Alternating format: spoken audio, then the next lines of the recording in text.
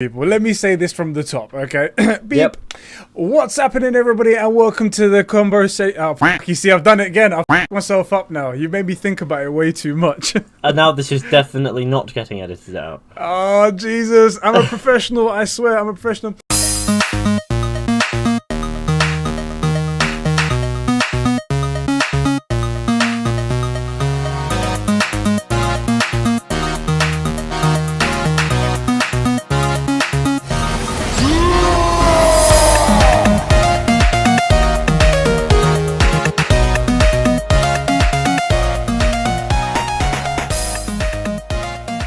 What's happening, everybody, and welcome to the True Gamer Podcast, a podcast hosted by two gamers for you, the true gamers. I'm one of your hosts, Eddie, along with the inverted gamer himself, Sheps. How's it going, bro? It's going good. How's it going?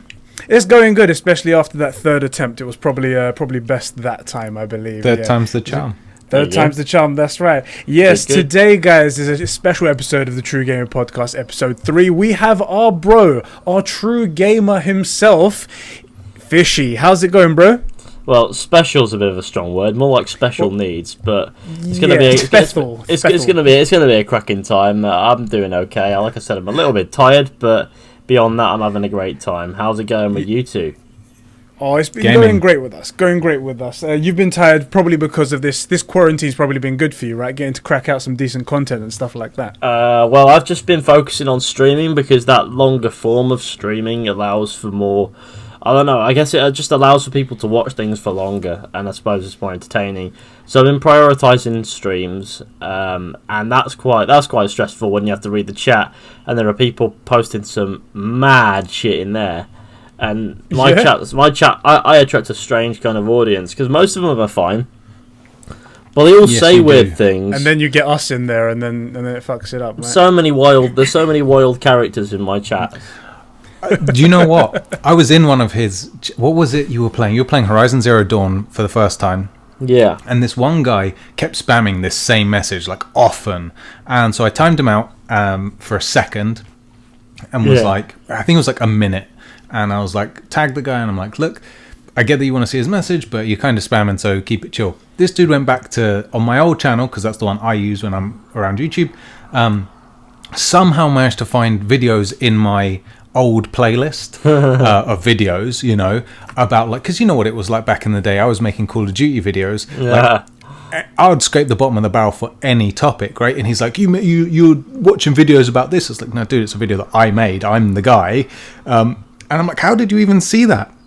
And I had to go back through my channel. It turned out that like 3 of the videos were unlisted, not private. And somehow, I've no idea, he managed to, I think maybe one was linked in one of the videos that was still live, and he found that, and then, dude, that's it was some like... autistic level of detective work right there.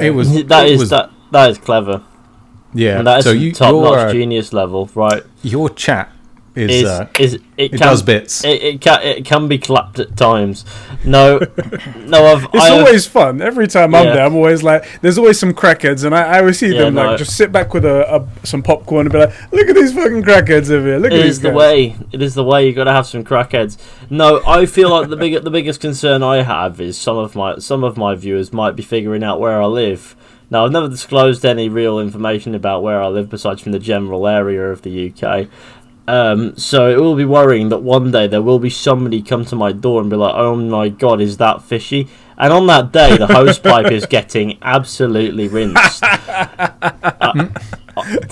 It will be absolutely having a great time. Well, I'm sure all of your fans now can hear this once they check this out. If you even think you figure out where I live and you contemplate going to the door, just don't. I think they're worried more about Dennis rather than your host. Oh no, he's a pussy. He'll bark and then run under the table to a safe spot. No, you don't have to worry about Dennis. You have to worry about me and my hose pipe. And I'm going to clip that bit out right there. Worry about him and his hose pipe. That's all you need to worry about. That's right. Right there. And then just for the guys watching on YouTube, because of course this is a podcast, it can be found on podcast services around the world. For the guys watching on YouTube, put up your nonce face. Yep, put up the nonce face. Put up the nonce face. Oh, okay. That reminds me. For those of you guys, one sec, bros. For those of you guys that don't know who Ethan is for some reason, and you've come to us and whatnot, his YouTube channel will be in the link in the description. You guys need to go check him out. He's a full-blown AC YouTuber. He's a full-blown pillar of the community of the 4 pillars over there. And occasionally you do some Red Dead stuff. Is that right? He's done 1 or 2 videos, I think. Two or 3 maybe even 3 or 4. But no more than that. No more than that. Not even close. Yeah.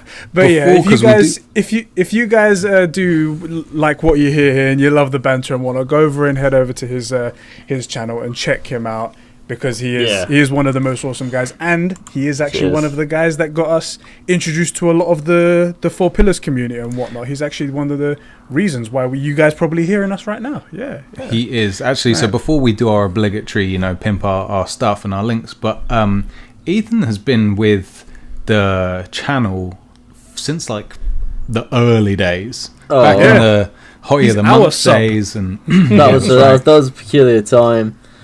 Yes. It was a weird time.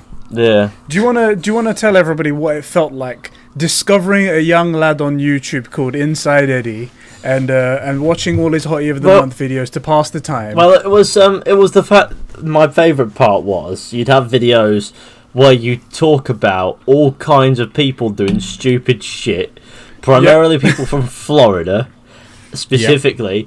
And then at the end, you'd throw up some boobies, and it was just, this is a great way to keep people hooked, isn't it? The standard Inside Eddie formula right there. If you guys want to copy the formula of Inside Eddie, that's what it was. That's what it was right there. We've been doing the Florida Man thing since, 2011. Yeah. Florida Man is our thing. Florida Man. Anyone else tries to do it, you'll get a copyright strike. That's right. Anyway, let me quickly tell everybody about the podcast. Let me say today's topics are going to include the breaking news of The Last of Us 2 being delayed indefinitely by Naughty Dog, and how the coronavirus is now coming after our games after taking essentially everything else from us, Doom Eternal, and the question of the show that will be the topic towards the end. Will the next-gen consoles be delayed? I'm going to be talking about that with our bros here today. But before we get into that, Sheps, is there anything that we do around this time? There is. In fact, this podcast, the True Gamer podcast, brought to you by True Gamers, including our guest, Ethan, is brought to you by our amazing super bros over on patreon.com/Conbrosations. Who do we have to thank? We have Saki, the one and only, Comrade Conrad, Diogo Dildo, Record Friction, Catsper the friendly patron, and Dan the man. Thank you, bros, for keeping the lights, the mics on, and the gaming going here on the True Gamer podcast. That Diogo Dildo gets everyone every time. I was taking a drink of tea. Did you start with 2 Conrads there? No, it's Comrade, as in the Russian general, okay. Comrade Conrad. Okay, because for a moment there I thought you were reading a list of Holy Roman Emperors, and I was a bit confused. I was thinking, what the fuck? Okay. Secretly, what I'm doing is I'm doubling up the names to make it sound like there's a lot more people. That's what it is, right? Yeah. That would make sense. Now that's today what we're going to be talking about. We've got Fizhy, and it's just me twice. Can you imagine 2 of me in the same room? That would just be that room would get destroyed. Do you know what? Me and Sheps actually spoke briefly. I think we might have made a little behind the scenes video on this. Do you know there's that Paul Rudd TV show? Is it Living with Myself? It's called. Yeah. Something like that. Basically, the premise is that he goes to a massage parlor where they're going to take out all the stress and negativity from him. But what they really do is genetically clone him. But the clone is all positive and stuff like that. So all the crap is just left over. They just take it out. And what happens is they don't kill the other clone, the person that's all negative and whatnot. And I was like, could you imagine, Sheps, another version of you walking around all negative, or me? And we both just said, fuck it, we'd fucking kill each other. That would be be absolutely terrible. A positive version of me, the original me, I'd murder him. Just be so happy all the time, you'd want to smack him up. Awful. Anyway, for those of you guys that are new around here, this is the True Gamer podcast where we talk all about gamings along with your best bros here. You can also listen to this podcast on youtube.com/Conbrosations if you want to check it out. Subscribe there for more awesome stuff. And on our podcast services around the world, your Apple Podcasts, your Google Play, Stitcher, everything like that. Head over there if you want to get more content. Yeah. If you do love what you're listening to here, if you love the sound of this stuff, if you want to hear more and you want to support us, feel free to head over to patreon.com/Conbrosations, where you can get exclusive access to other shows, early access to our other podcasts, and you can enter in our Q&As and polls and things like that. It really means a lot to us. Thank you so much. And this is the point in the show where we're going to thank our true gamers who support us at the $5 tier and above, who are Record Friction, Saki, Conrad Gobriel, Diogo, Katz Bacoral, Max H, Dan, Alex, Adam Sundling, Furious Coco, Fizhy, that's hello, right, the man himself, the actual sir, and Modrox returns. Thank you, bros, so much. Thank you, true gamers, for keeping this podcast going and making it happen in the first place. Actually, there you go. I just want it to be known that I have an agenda. This is not benevolence. No, I have an agenda. Tax return, that $5 is under marketing. Guaranteed. Well, you nearly got me. All right. Yeah. Not a bad idea, actually. Should we kick it off with our first topic to get the juices flowing in this podcast? Yeah, why not? I like flowing juices. Absolutely. You like flowing juices. I'm a big fan of it as well, I have to say.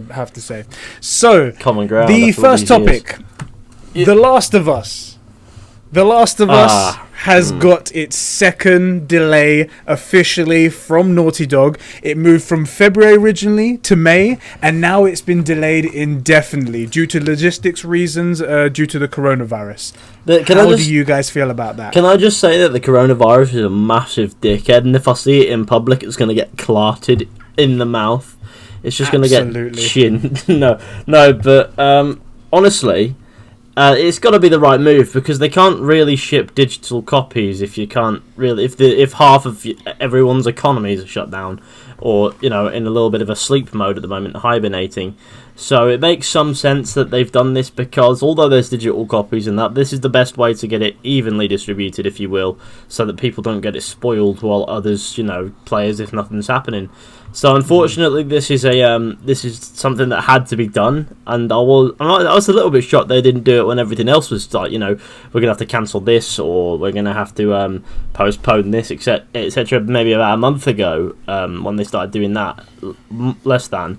I thought they'd probably cancel it around then, but no. I guess it's better than the week before the launch, and you go, fuck, I've got nothing to look forward to now. The weeks have been dragging for this, and now, you madman. I actually have the completely opposite opinion. Okay. I think if they'd have said we know everybody wants their copies, and all you guys that have pre-ordered, but because of the shipping issues, we're still gonna release. It's gonna be digital, and anybody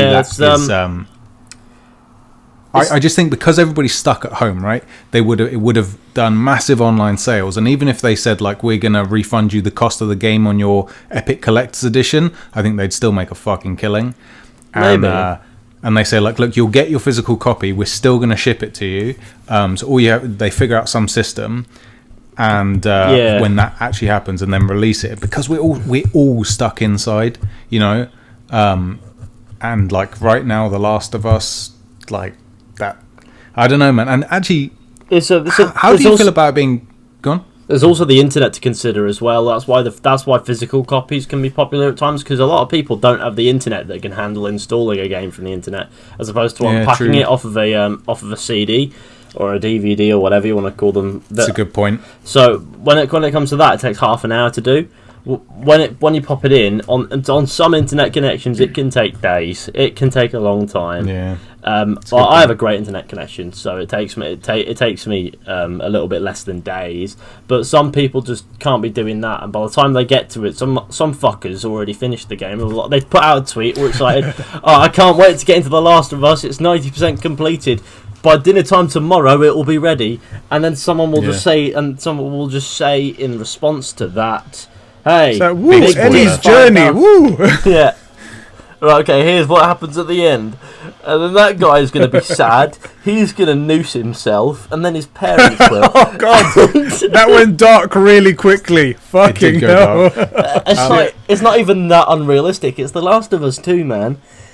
It's bound to be a sad story, so it probably induced sad stuff right Then there. his parents will noose themselves, and then they'll noose them, and then their parents will noose themselves, and then after that they're all dead anyway. So I guess the ripple effect There is you go. over. Can I just ask you guys, because typical of any of our content, there's either tech issues or somebody's trying to chop down a tree with a chainsaw outside. I could actually just about hear it. Just as you said that, I was like, what's that? Before we started, there were like 4 car alarms that went off, back to back, and then sit down, like, okay, car alarm's gone, no tech issues, brilliant, we got it all out the way before chainsaws. Yeah, in no, the in the YouTube premiere, if you can hear this, put a little fuck sheps in the chat. Honestly, when you were saying that and I was hearing it in the background, I thought somebody had nail gunned the Jehovah's Witness. I was like, what the fuck is that noise? Oh man, oh shit! This is exactly what I expected from this podcast, by the way. I agree with what Ethan said. First of all, about the coronavirus. Fuck it in the arse. We've not even spit for lube. Just fuck it straight dead in the arse. Sandpaper condom. Sandpaper condom as well. If you have to, I mean, that will add a little bit to it, just a little bit more pain. Yeah. Oh god. This game getting delayed is that's the thing. We had movies delayed first of all. And it was like, oh man, the new James Bond movie, the Marvel movies. Oh god, fucking damn it. I mean, we can't go outside anyway, so I guess that's not a big deal. At least we still have our video games, guys. Yeah. Now this coming for our video games. Fuck you in the arse, Corona. Fuck you. You thought to keep people indoors, you'd release the games. See, that's the thing. I'm on the fence with it. So when I saw Sheps' tweet actually saying about like maybe you should release it digital and whatnot, and we actually have a comment from our boy Dano that I'm going to read out just after I say this. That would be actually really great, and it will show that you're trying to keep people sane, and fucking this is one thing that we really do need to keep sane, but they rely so heavily on physical. The whole industry relies on so heavily on physical sales, whether it be who gives a shit really about the Argoses and the games and the GameStops and shit like that. But places like Amazon, the other online retailers that just do online, they're big sellers, and without their sales, I don't see any way that they could recoup those losses. If we was at a stage where it was like 90% digital, and then it would be like, okay, release it all digital, and those final 10% people, they'll have to make do, you know how it is? But we're nowhere near that right now. Let me read out this quick comment from Dano. I've peppered them in between everything that we talk about today, so we're going to get through a lot of them. He goes, I'm on the fence about this. I was asking what he thinks about the whole Last of Us cancellation. A lot of people are on the fence about this. It makes me think, how big is that fucking fence? That fucking fence can handle a couple of lads, you know what I mean? It can handle a couple of rowdy lads all oiled up and wrestling together. How it is. That is the most Eddie sort of elaboration that I've ever heard. Yep. Just while playing Soggy Biscuit, that's what it is. No, there you go. There you go. That was it. I'm on the fence about this. There's big corporations' decisions that go into this. Yeah. Yes, they could easily sell the games digitally and not worry too much about the shipping of physical discs. They'd be screwing retailers who buy copies of those games in huge bulks. I honestly just think that the game and whatever console you're playing on will have updated graphics for these specific titles, similar to PS4 and PS4 Pro. That's in relation to me asking him, do you think it will be a PS5 launch title then if it moves that far? Like, because they haven't given us a date so far. Do you think they'll just push it to the PS5 launch? I don't know, because that would be designing it for a lot of the previous generation of console and then porting it over to the next one. I think it will be on both generations somehow. Yeah. I just get the vibe that it'll be one of those games where I think it will be. Releases on one generation, then it releases on the next, and that'll be that. I don't even think it's going to release. I think you're going to take your PS4 copy, stick it in your PS5, and just download a different patch. Definitely. That's Really? 100% what I'm thinking. The rest of his comment as well, he does say, what does he say here? He says, hell, they might even do something where you pay an extra $5 to unlock the PS5 version from the digital store. But I don't think there will be any sort of payment whatsoever, especially after Xbox were talking about their smart delivery system where you're just going to get the good version. I think PlayStation will do a similar thing, or they have to at least, so they don't suffer some massive PR thing similar to the Dom Metric days of like, yeah, just buy an Xbox 360. So what's the Xbox smart delivery system? Just to clarify that, it is not that you put in a disc and get the best version. It's developer dependent. So CD Projekt Red famously came out and said, once you buy our game, you should be able to play the best version of it. So CD Projekt Red, we know they're going to deliver. If you buy Cyberpunk for Xbox One and put it into your Series X, you're going to get the Series X version. You're just going to that's the patch you're going to download. But it's developer dependent. So there are plenty of ones that won't give you that. You have to buy it. Like Ubisoft or EA. Yeah. Not necessarily Ubisoft. There wouldn't be the buy it. It just wouldn't exist. But with EA, it would exist, and it would cost another full AAA price. And because. And then there'll be Bethesda, and they'll be like, "What? You can patch games? What do you mean?" So wait a minute, what's patching? We're still living in 1999. What the hell's going on here? Do you want to pay 40 quid for a door? Yeah. Here, you see this Fallout atom shop, 76 1,200 atom points. That's going to be about $12, and you can have this. It's a paint job for armor that you may or may not have. That's 40 quid.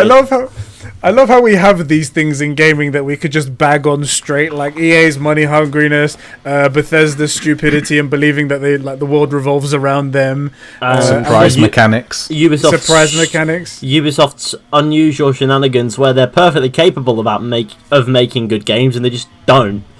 It's like,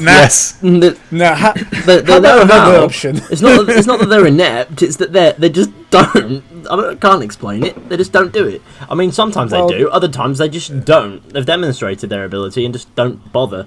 And it's amazing to watch. And the Fate of Atlantis DLC was pretty good. I mean, let's just say that. Oh yeah, nothing quite made me. I've never laughed at a suicide so hard in my life than in that DLC. That is a quote. Okay, that is a fucking quote. I've never laughed at a suicide so hard in my entire life. Fizhy 2020. Ubisoft need to put that on the box. They need to put that on the box. I'm putting it on Twitter now. Would you like me to explain, or would you like the... Please explain to the people at home, please. Okay, so in this DLC, the third part, you're in Atlantis, it's all cool, and that you find this quest where there's a werewolf getting about killing people, which, first of all, none of this is real anyway, it's all simulation, so you're like, well, why should I care? But then you follow along and you find out this woman was the werewolf, and she didn't know it. So you tell her the truth, and she's like, "Oh shit!" So then she climbs up to a ledge, and then she says, "I'm going to kill myself." You can stop her, but I don't care about this character. She's not even real. I'm like, do it. I don't care. I was going to say a dialogue option. I knew she would result in her flopping off. So she leans forward and slowly ragdolls down to the ground, hits the ground and flies off. And then you see the protagonist sort of have a little tear. And then the quest ends, and then when it says quest complete, the Odyssey music plays, and you know how jarring and painful that music is. That amazing rise of music that you get. And it absolutely... So in this scene, there was no gravitas, and what there was, it self-destructed. And that's where it ended. And I thought to myself, what the hang on, why am I playing this? What happened here? But I was having a laugh because it was fucking hilarious. It was so poorly executed. And someone in the comments to that video was like, "How dare you laugh at suicide? My brother committed suicide 10 years ago." Blah, blah, blah, blah. Listen, love.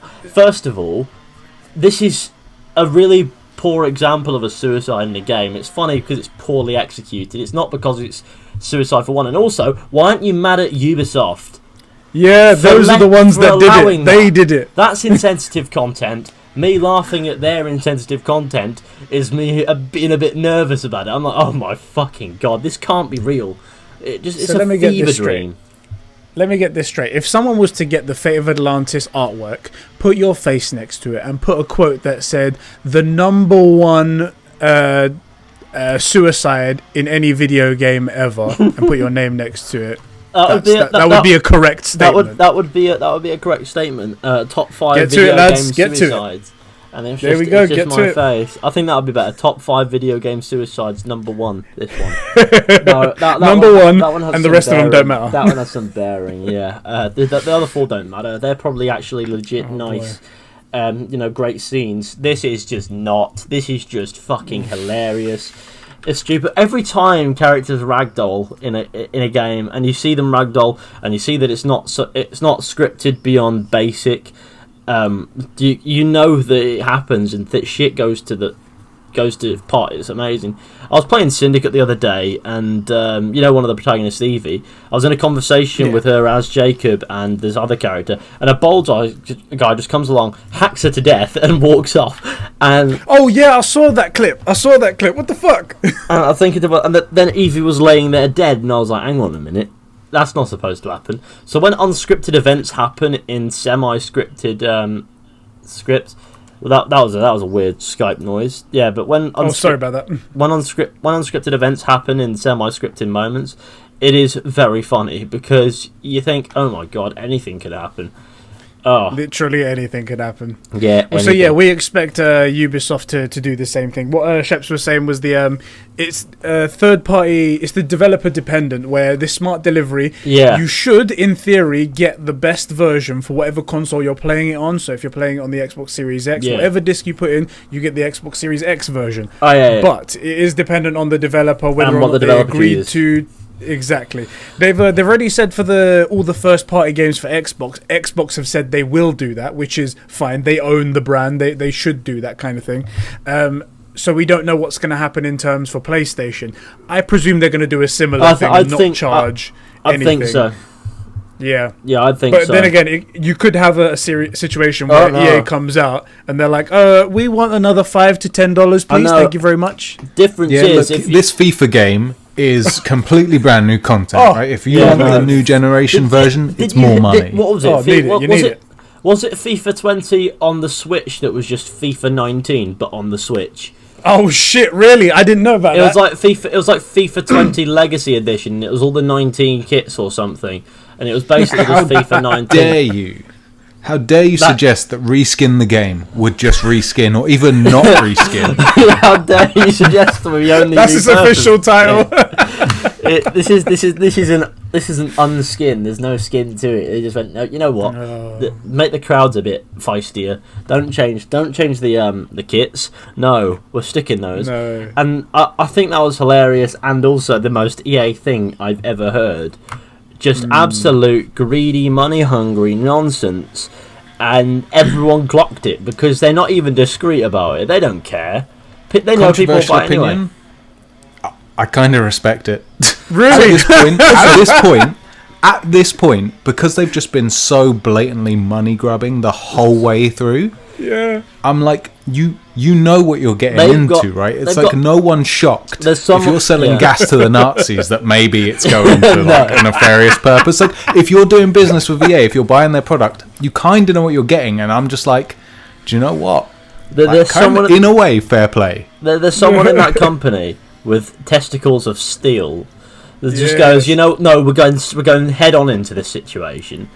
I think it's safe to assume this guy does not drive a Nissan Duke.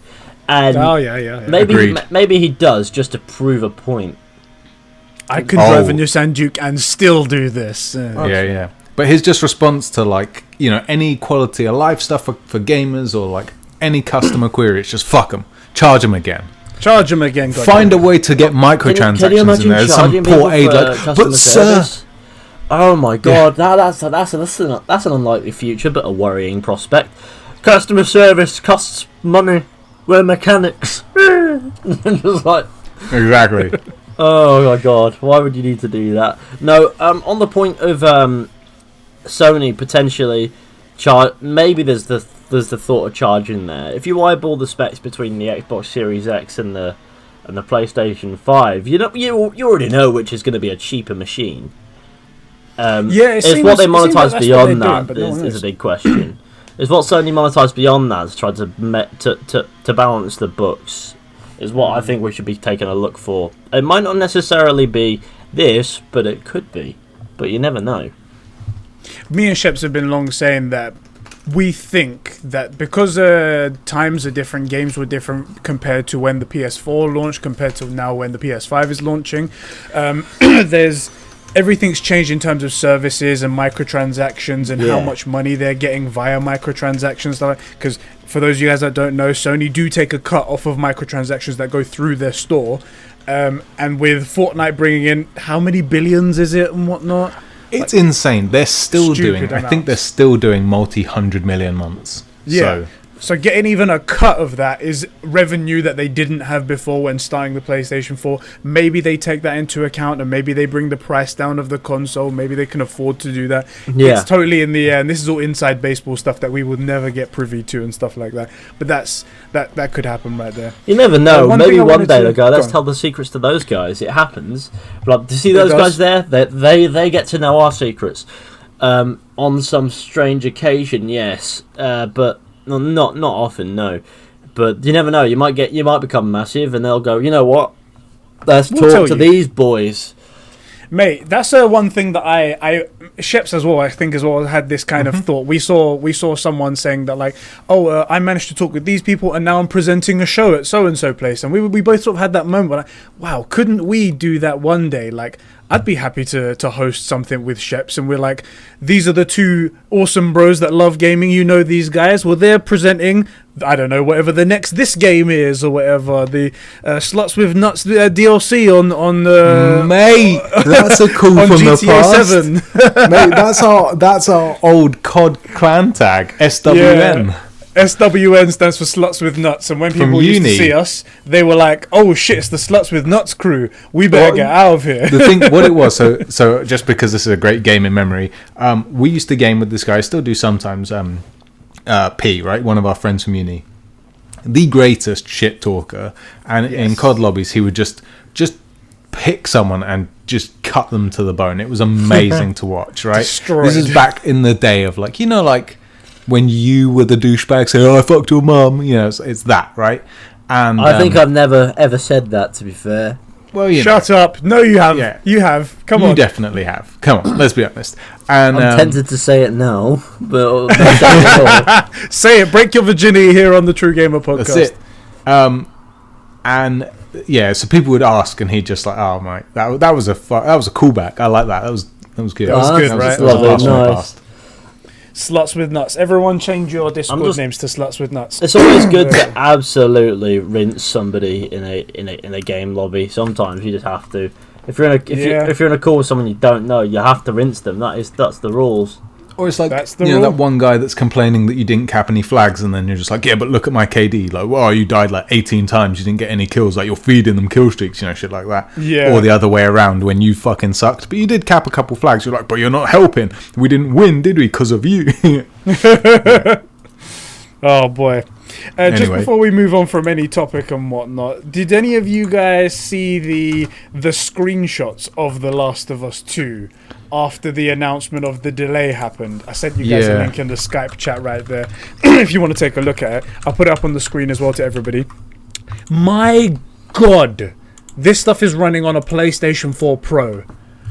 My God, how is this even possible? It looks incredible. Stunning, absolutely stunning. Like for the guys on the YouTube, you'll probably be seeing the screenshots. Yes, definitely. And there's one of them with the picture of the vegetation where it's like the forest and whatnot. Imagine how long that would have taken to place all of that, to make sure it all looked beautiful, to make it look genuine. Oh my God, just insane, so beautiful. So I will say, I saw people complaining about the way Ellie looked. There's a shot over Joel's shoulder looking at Ellie. It looks to me, and I don't know, that she's about to cry or they're having some emotional thing. Like, she looks like her face is coming up to make one of those, like, half crying, half angry faces in the middle of a conversation. People were saying there was, like, an uncanny valley thing to her face. I see over the shoulder. Yeah, personally, I think it looks great. I think she's in the middle of saying something. You know, the mocap. Having an She's about to say emotional something. Exactly. Yeah. But I think it looks good. And what they're missing is like, look at the rest of her. It's incredible that the stains on her shirt, the sun bleaching on some of those on like the denim, and mate, she looks like she's wearing a real coat. I actually kind of want that denim jacket. Exactly. Right. Like there's some cool stuff. And if you think about it, this is running on technology that's 7 years old now, coming up to 7 years old rather. That's insane. That has half the raw horsepower of whatever the next console you're going to play. Yeah, no, I think it just goes to prove just how overkill the next generation could be. Yeah, like how well optimized consoles can be. Like they don't fuck around. They use another car alarm. I can hear it. It's okay. It's not bad. It beats the chainsaw on the tree scenario. Maybe chainsaw on a car will be next. Awful. Yeah, no. But you're right. I think the next gen is going to be. It's kind of like, it feels like we're getting mid-tier gaming rigs in console form. You know, no, they're pretty. See, high okay, end. this is the thing. They're pretty high end spec-wise. This is the thing that unfortunately PC gamers, those Minesweeper, pinball playing game losers and whatnot, playing one. This is the thing that they won't understand, right? Terraria right now. I'll have you. Terraria. Oh, my apologies. Nerd. Not Minesweeper. Not Minesweeper today, apparently. These are the reason why they're such good quality and they're such like to the high level and competing now with a lot of like gaming rigs is because of how custom everything is and how dedicated it is to playing games, to being a gaming machine for gamers. You know what I mean? Sorry, Ethan, you don't know anything about that. No, I wouldn't. Yeah. Actually, you graduated to True Gamer when you came on this podcast. I did. Unlike those guys over at Like Usual Entertainment. Weren't they on it at some point too, or am I remembering a different history? No, they've been on the Conbrosations podcast. We don't allow them to come on the True Gamer podcast. Ah, right. That's because they're not true. They're not true gamers. I'm the truest of gamers. Exactly. We did actually pitch it to our fans. We was like, guys, so we're planning to get people on a True Game podcast, and they were like, as long as it isn't those guys over there, those two don't know anything. Can be anyone, just not Bad Takes Incorporated. I understand. Yes. Yes. No, exactly. So you get it. You're going to be well accepted in our True Gamer community right here. Yeah. Okay. So one other thing as well that was announced at the same time that I feel like got kind of overshadowed by this amazing news. Iron Man VR also got delayed. Well, you know what I don't care about? Exactly. A lot of people don't care about VR. I do like VR. I've had a VR headset since they launched it. I've loved it. It's great. However, a lot of people really don't care about VR. I've never touched a VR in my life. No. Surprisingly good. A mate of mine has gone. Chainsaw's back. A mate of mine in the past has gone. Hey. I'm thinking about buying a VR headset. What do you recommend them? And I was like, I don't know. Buy one and you tell me, because I've never touched one before. I have never touched one before. I mean, I've tried a couple of them. The PSVR headset is the lowest of them all. It's the most affordable. But I say the lowest of them all, actually, when I say, I don't mean as low as like the Google Cardboard stuff. It's a little bit better than those. I hear one of my brothers is really into his VR headsets. So it's a completely different experience. So like how just imagine him walking around his open plan downstairs, bumping into his kids, just tripping over them as he goes. It's like, did I tell you about these aren't kids? They're monsters I need to jump on. Let me jump on them. Did I tell you about the time that my niece crashed a funeral? No, I suppose it's not a story I want to tell you. You can't say that. You can't say that. Give it to us. Okay, here we go. So here we go. Now, I do believe someone had explained to my niece the concept of double yellow lines, and what they're for on the road. Beforehand. So we're walking to the park, and on the way past, we walked past a church, and at this time there was a hearse parked on double yellow lines outside the church, with the coffin being carried in, and there's loads of people, and my niece, bless her, she just shouts, "Why are the people parked there?" and my sister-in-law was trying to explain it, like, in the nicest way. She's a very young child. They shouldn't be parked there, and then just shouts, "Naughty, naughty people!" And oh my god, jeez, it was so fun. That's bad. It was so funny at the time, though, that even the guy in the coffin sat up and laughed. So, if anything, we prevented a funeral. We saved a man's life. You guys literally prevented a funeral. You should feel proud. Well, we prevented it by crashing it. Now, I know that is a rough one. Now I know that as a kid, I put my parents in some awkward predicaments. But that was I bet. But that was a rough one. Oh, I once projectile shat up the stairs. Now, what? Amazing. I don't remember much about this story. I've only just been told about it recently. But I have projectile shat up the stairs before. That's probably about a 2-year-old. No. Oh, fuck me. Actually, don't. I was 2. But that is morally dubious. On this channel, I don't remember that, so I can't tell you that story because I'll probably get it wrong. But that's that story. So I've done some weird shit in my youthful years, and my niece just blew it all out of the water the time she fucking crashed a funeral. That's a story right there. That is a story. Oh, it wasn't lovely. It wasn't too long ago. Maybe a year, maybe 2 years. She must have been about 5. She's 7 now. You guys need to remember that and tell her when she's old enough to understand the ramifications of that, and then just like cripple her with cringe and sadness and stuff like that. Yeah, I know. One day I'll tell her, and I'll be like, "So, another one," and she'll be like, "Another one," because I know what my family is like. We will go and we'll crash another funeral. It will be fine. Right, this time we do it the right way. There you go. Why have one funeral when you can have 26? Solid point. That is a good point. You do get that bulk discount that way as well. So yeah, everybody drink the Kool-Aid. Oh Jesus! Oh Jesus! Maybe your engine oil while you're at it. So after hearing the news of Iron Man VR, that tragic Iron Man VR getting delayed, and The Last of Us, little less known title Last of Us there, being delayed, what do you guys think is gonna happen to Ghosts of Tsushima? Definitely getting delayed. Yeah. It's on principle, I think. It's only a month after The Last of Us, so is it going to be a month's time? We're going to hear actually Ghost of Tsushima is also delayed. It might, but like, let's say it might be in the limbo zone. Actually, they think that this virus is going to peak, sort of decrease, and then it'll sort of come back in the winter months.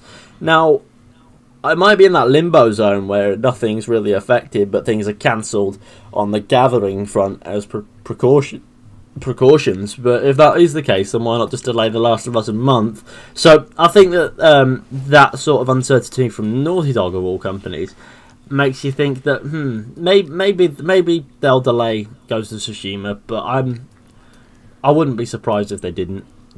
What about knock-on? So what about, let's say this is over quicker than people expect, right? But the delay still happens. That pushes everything back, so no one can ramp up into what they were doing. Do you know what I mean? I think everything is going to have a knock-on effect, and it's going to take a little while for them to catch up and get back on track. So I think even just from a logistics standpoint, the backlog of games that need to be made and just other things that like the delivery companies are delivering. Yeah. It's going to be a bit China's doing okay. Apparently, there's no new cases over there, so they can make all the new games. Yeah. Well, that actually North Korea as well. Two of the most trustworthy countries. No cases. North Korea hasn't had a single. It hasn't had a single case since this whole thing started. They're clearly a superior race of people. I'm imagining they're incredible. North Korea is doing great. What's this? What they're doing in North Korea? Why are they killing random people? What is that about? Mate, they're just disgusting over there. What can we say? What can we say? No, but if they've got no cases, so I don't understand that. You have no cases. That is 100% reliable information, isn't it? Whereas with China, they definitely got like cases. They're just going, you know what? Fuck it. We might as well let everybody die. We've got too many anyway. With China, they can do that. With China, they can go. That China lied, people died is the tagline. Yep. I think the tagline I'd use is, "We're China. We could kill 300 million people and still be overpopulated." So we will. To be fair, they're probably seeing it as a blessing, right? They're like, oh, if we kill this many people, then our economy will probably be better. They're probably looking at the sky going, thank the gods for the locusts. What they'll do is that all those 300 million people will die. They'll shed one tear, and then you hear da-na-na, da-na-na-na-na-na-na-na, and Assassin's Creed Odyssey will pop up on the screen. That would actually make me physically sad, but it would also be incredible. But I just want to see Quest Completed show up on the BBC News. They're talking about death. They accidentally put da-da-da. Oh my god, that would be funny. I just realised I'm laughing at death. So 300 million deaths. Believe it or not, a lot of deaths. A podcast about gaming. Believe it or not, in the last 40 odd minutes, you've laughed about worse. You have actually, yeah. So let me pitch you guys a theory. Let me pitch you guys an imaginary world that could happen. I think. Okay. If The Last of Us has been delayed now indefinitely, they're not confident to put on a new date because I guess they don't want to also bring people's hopes up. Exactly. They're not certain. They don't want to bring people's hopes up with another date and then have to delay it again and again and again. They haven't said anything about Ghosts of Tsushima yet, even though PlayStation did put out an official tweet to say currently there are no other delays to report on, but we'll keep you updated. What if, because Xbox have Halo Infinite as their launch title, which is a decent hit to start off with. Yeah. What if they delay The Last of Us and they delay Ghost of Tsushima, they delay it to almost at or around about the launch of the PlayStation 5, presuming that they still go ahead as planned. Which they'll probably delay. And then they have those, possibly, which we'll get onto in a bit. But then they have these two huge, absolutely huge hitters for the start of the PlayStation 5, almost guaranteeing everyone to pick the PlayStation 5 as their first console. What do you think about that?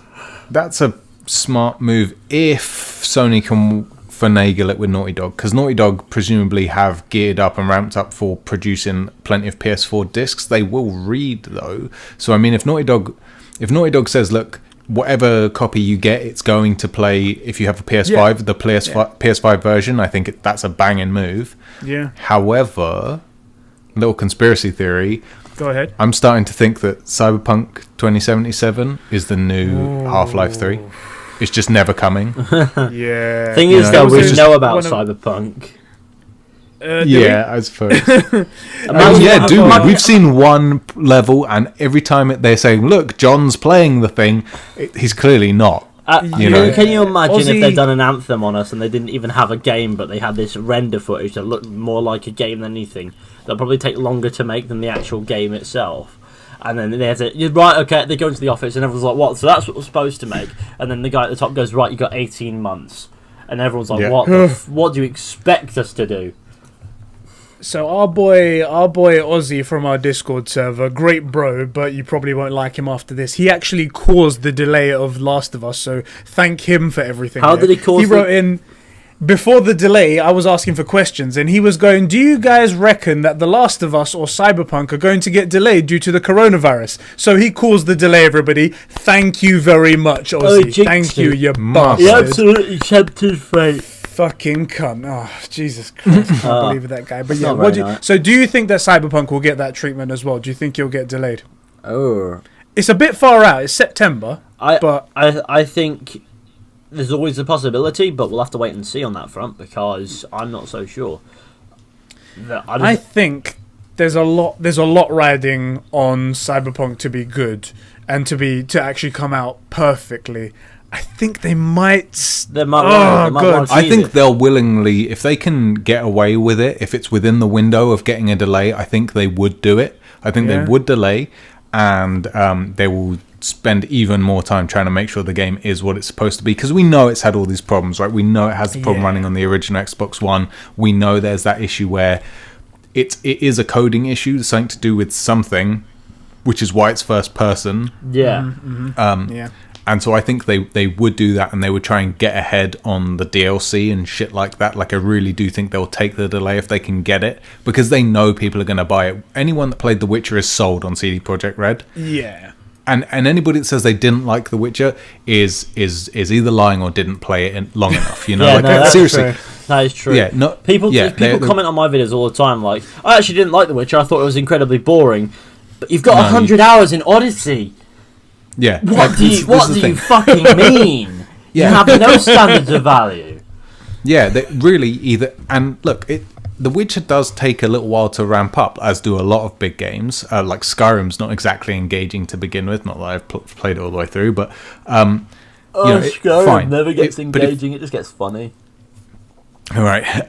But like, look, there are people that lie for the bad take, and then there are people that didn't play it enough and weren't really paying attention and just couldn't get into it, right? Yeah. It is not a bad game, and anyone that says so isn't telling you the truth. It's fundamentally But if you played it, yeah, exactly. But if you played it, you're sold on CD Projekt Red. I'm sold on CD Projekt Red, and I knew I was from the moment I opened that case and got that thank you note.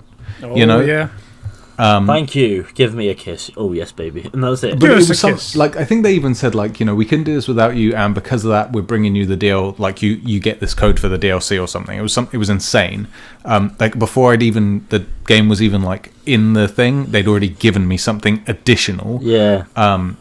And it was true. It was from the heart, like from the heart of those guys that have put their blood, sweat, and tears into it, and it was just so genuine, which is more than you get from any other. It's like EA or whatever, right? Because at that point we were playing mostly COD. EA would put that note in their games. It would just be in a special edition that costs twice as much as the original. It's a special edition. You pay an extra 20 quid, and it's for a note. It's just for the note. A piece of paper. You. Yeah. Now, get a 15% off discount on this DLC, and that's right. Exactly. And before you know it, you've blasted 150 quid, and you're playing the exact same game. Yeah.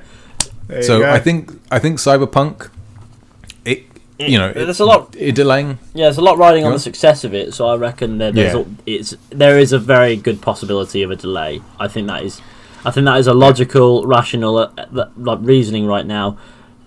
And it's also a good way to not get disappointed when it happens, because it's coming. So prepare yourselves. There you go, Ozzy. You've delayed another game as well. Fucking Ozzy.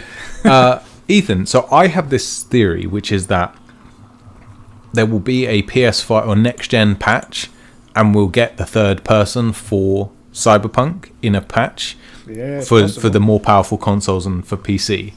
Yeah. What do you think?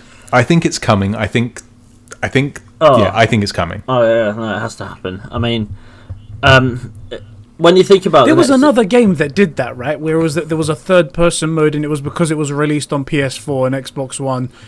There was another game that did that. Slipping my mind. Wasn't it the other way around? Wasn't it? First person. It was a third person that allowed you to do a first person. Yes, sorry, it was GTA. Yes. Yeah. So GTA, you had third person, then you could go into first person. It was one of those like, oh, it's on a new generation, we can do X. I think you're right. Yeah, I think that's what's going to happen with it. Oh, we're on about Cyberpunk still or something. I'm a bit confused. I lost track. Yeah, we're talking about Cyberpunk. That's what Sheps was saying. What do you think? He was asking you. Do you think that you could get a patch for the PS5 or Series X that would allow it to go into third person instead of Cyberpunk being first person only, which it is currently? I think it might stay first person only because they have a specific idea of what they want to do with it. With Grand Theft Auto, it's very broad. At times, it can be quite sandbox. So it was perfect kind of waters to test out this first person, see how it works. And honestly, in Grand Theft Auto, in Red Dead Redemption 2, first person mode is dreadful. Like, it's great, it exists and it's fun, it's good for shots, but the entire mechanics change and become incredibly clunky, and it just doesn't quite function that well. So I think that in order to avoid that clunkiness in third person with Cyberpunk, because it is a first person game, they're not going to do that because I don't think they need to. I think they're thinking this is a first person shooter sort of thing at the moment. This is how we want it to be. Open world RPG, sure. First person, that is the plan. The moment they put it in third person as well, then they have to sort of fuck around with that. How would you move differently in third person? How would you do this differently? Yeah. How would you... a lot changes. How would we animate all these different interactions, of which we've only actually animated the hand doing things in the camera? I think that they'd have to restructure the game a lot based on that, just to account for something that they don't need to do. Which makes me think that they won't necessarily do it. That being said, they'll want to push the boundaries of the next generation as well, because those are some fucking powerful consoles. Now, you can see what the hardware does now, the PlayStation 4, on not even half as good specs. Not on a hard disk drive that takes forever to load up, compared to PCs, which can be much more powerful but give lesser yield, because consoles are frankly optimized for this shit. So if you think about how sharp as a spear. Basically, if you think about how optimized the next consoles are going to be, that is, and if you think it maximizes its efficiency to say 90% ish, maybe, that is a lot of power. Yeah, that is a lot of power. And people say the teraflops aren't something about teraflops. The Xbox is 12 on the whatever graphics card they're using, and the PlayStation the PS5 5 is 10. Now, 10.3, I've got a fuck-off powerful graphics card on my PC that's 13.45. Now, you will get better yield on both of those consoles than that card, I reckon. Yeah. I reckon Just because being optimized so well. It's been optimized, and it's been optimized within an inch of its life, basically. I reckon that'll be the case. But on the same front, there are certain points you think, if they've got to limit themselves because of how powerful these consoles are, do you reckon they'll set in some form of bottleneck procedure where it doesn't go above a certain power usage, which means that some of those specs will be pointless anyway? It's always there. It's always a possible idea, but I think in general, if it's as optimized as the current generation are console-wise, then you're looking at something that could probably do mad shit. It'll just do mad shit. That's all there is to it. They have I think it was just about 12 hours ago, as of recording this video, Digital Foundry put out a nice half an hour video doing a deep dive on the deep dive of Mark Cerny's specs on the PlayStation 5. Amazing. So it got even nerdier than it was on the that GDC video thing that they did. But there was some things that I did pick up on there, and he was talking about that they have to put caps on certain clock rates when it comes to the GPU, the CPU, and stuff like that. So that's probably where you're talking about, they have to put in bottlenecks just to be able to slow it down. Because it's so running loose. I think it's going to work on the patches on a game by game basis. Yeah. Some games it'll be faster than others because some games don't actually use the loading screens for anything interesting. Some games use the loading screens to feed you little bits of trivia. Some games use the loading screens to give you a bit of an idea of the world that you're in. Sometimes they do it purely to break things down, to give you some downtime. Some of them just make you run through a white room with funky lines. With some of them, loading. With some of them, you can go for a piss, wash your hands, make a cup of tea, drink the cup of tea, go for another piss, wash your hands again, come back, and you're still halfway through. Loading simulator. A quick thing about the teraflops and stuff that you was mentioning. Some more information has come out since obviously the PlayStation specs have come out and things like that. Everyone initially saw the numbers and they were comparing apples to apples when in fact it's apples to oranges. It doesn't quite work. That we've said as well in the last video that we said how people are saying that the PlayStation is optimized in a certain way that it actually produce near as or even better than the Xbox Series X. We've now had 3 independent developers completely separate from PlayStation come out to say that also, that the PlayStation is truly revolutionary and they've made something absolutely amazing here. And it's very easy to develop for, and also producing very good results. So that's something that everyone should know, and if they're considering buying PlayStation. We covered, we discussed this kind of in detail, being that we had no idea what we were talking about during the deep dive, that the Sony's coming up with some really interesting architecture choices, which is one of the reasons that the whole teraflop comparison. The biggest difference between this generation and the next one will be the solid state drives. That'll be it. That's the biggest difference. Yeah, that's very different. Yeah, they are. That is the biggest performance difference you'll notice is coming from that. Also, the CPUs and the GPUs. The Xbox is running on the established way to do things, and the PlayStation is running a new attempt at something, which is probably not gonna fail. It may not be the future, but it could be. It's really interesting the way it's just the number of. If you think of data transfers being traffic on a road, the current way of doing things is one lane with a really high speed limit, and the way the PlayStation is set up, it's multiple lanes with a slightly slower speed limit.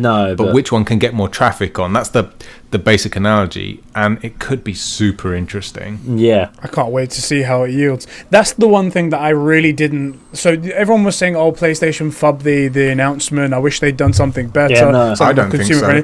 The one thing that I wish I don't think they did as well. Same with you, Sheps. The one thing that I wish they did, I wish they'd shown us something, because you can say all the stuff that you say, but if you show us a game running something and it looks gorgeous, the proof is in the pudding. It speaks for itself. It's like, I don't care what number you throw at me, that game looks gorgeous. Give me that game. That's the only thing. Do you remember when the PS4 was coming out, they did that ball drop test? Yeah. Yes. All those thousands of balls, hundreds of thousands of balls. Most people were like, that's stupid, show us a game. And actually, they were showing mechanics to do with knack. Yeah. That's what that was actually displaying. But I thought the ball drop was a really good visual of like how much, how many different things it was rendering, because they said like these are different objects, Yeah, no, it's even something like that. It's not idle, put it that way. Or do you know what would have been cool? When they showed us like a visual representation of rendering stuff, of the view being rendered instantly? Yes. If they'd have showed something like that in game, but from the bird's eye view of a developer, like a god just overlooking it, where you can see the thing that he's looking at be deleted as he looks around. Yeah. That would have fucking killed. Blown people's minds, right? Yeah. That would have been so good.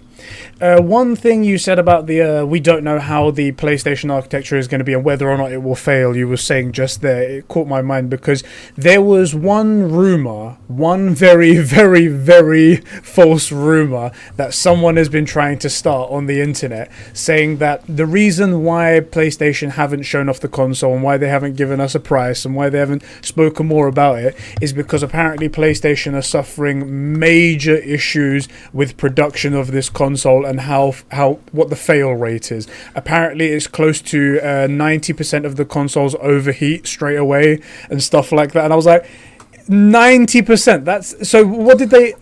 These people have never made a console in their life, and they're just. No. I don't believe bullshit. that, because I thought you said devs had come out and said that this thing is incredibly easy to develop for and things like that. I get the vibe that if that's what they're saying, then they've got functional dev kits. Now, as we know, dev kits are a very raw in a sense. Yes. And if the final product is overheating, what the fuck is that dev kit doing? It's probably going. Exactly. It's probably like, right now, it's probably like, I'm a fucking helicopter, man. I'm off. No. I mean, it just doesn't track with the reliability of consoles that we know. Like the Xbox 360, which I went through 3 of those myself, and a couple of friends went through another 2 each. So.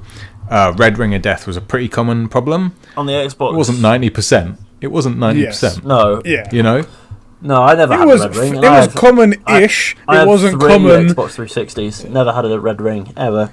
There you go. Not once. I had the one. It was a common problem. Did you ever try the wrapping the towel around it? No, because I never had the Red Ring. Okay, so like this at a is the thing. spa, just wrap his head in a towel. This is the thing. So the one of the causes of the 360 having the Red Ring of Death was it would overheat and some of the soldering would melt. And what you could do was you could purposely overheat and resolder it. That's clever. Yeah, that is and clever. It did work. Clever. That worked for me twice. Yeah, but on the same console. There's a bit of a risk that you're just going to fuck it more. Yeah, but it was red ringed, wasn't it? Like you didn't. It was already fucked. It. Yeah, exactly. So your fix was the red ring overheated. The Red Ring functions in a way that it tells you exactly what's wrong with it. Like it depends on what quarter is on, if all of it's on, if parts of it are on. It was a great system, actually, flashing, to be honest. Etc. It works. It's a warning system. It's telling you exactly what's wrong with the machine. It's like a bleep code. So are you familiar with what a bleep code is? Is it like multiple beeps? So when you're on a PC and something's going wrong, your PC will beep at you. It'll beep in a certain pattern. PC gamer talk. And it will tell you what's wrong. Like it'll tell you what these. How do you Google that? You're like, "Hey Siri, what does it mean when my computer goes beep beep no, beep beep?" No. It's similar to like Morse code. Some short, some long, and then you look at a sheet and you see all the different codes. You find the one that it looks like, and it will tell you what it is. Say it's a RAM issue is probably the most common. Like it's a memory issue. Things like that, and it's happened to me a couple of times, and it makes me think, oh wow, that's pretty nifty. If I didn't know what this was, I'd be shitting myself thinking the aliens were coming. But it's a system to warn you that something's up before things go to complete shit. That's what it's about. It's here to tell you need to sort something out now, otherwise we're in trouble. That's what it's saying. And that's what the Red Ring was good like that. And then that's a system that every console should probably have, is one where it tells you that something's up. Like, it'll tell you the LEDs tell you what's up. I think it does have something similar like that. So the PlayStation 4 has like the different colours of LEDs on it, as well as a couple of beeps. The LEDs on the PlayStation 4 mean fuck all when they change colour depending on what game you play.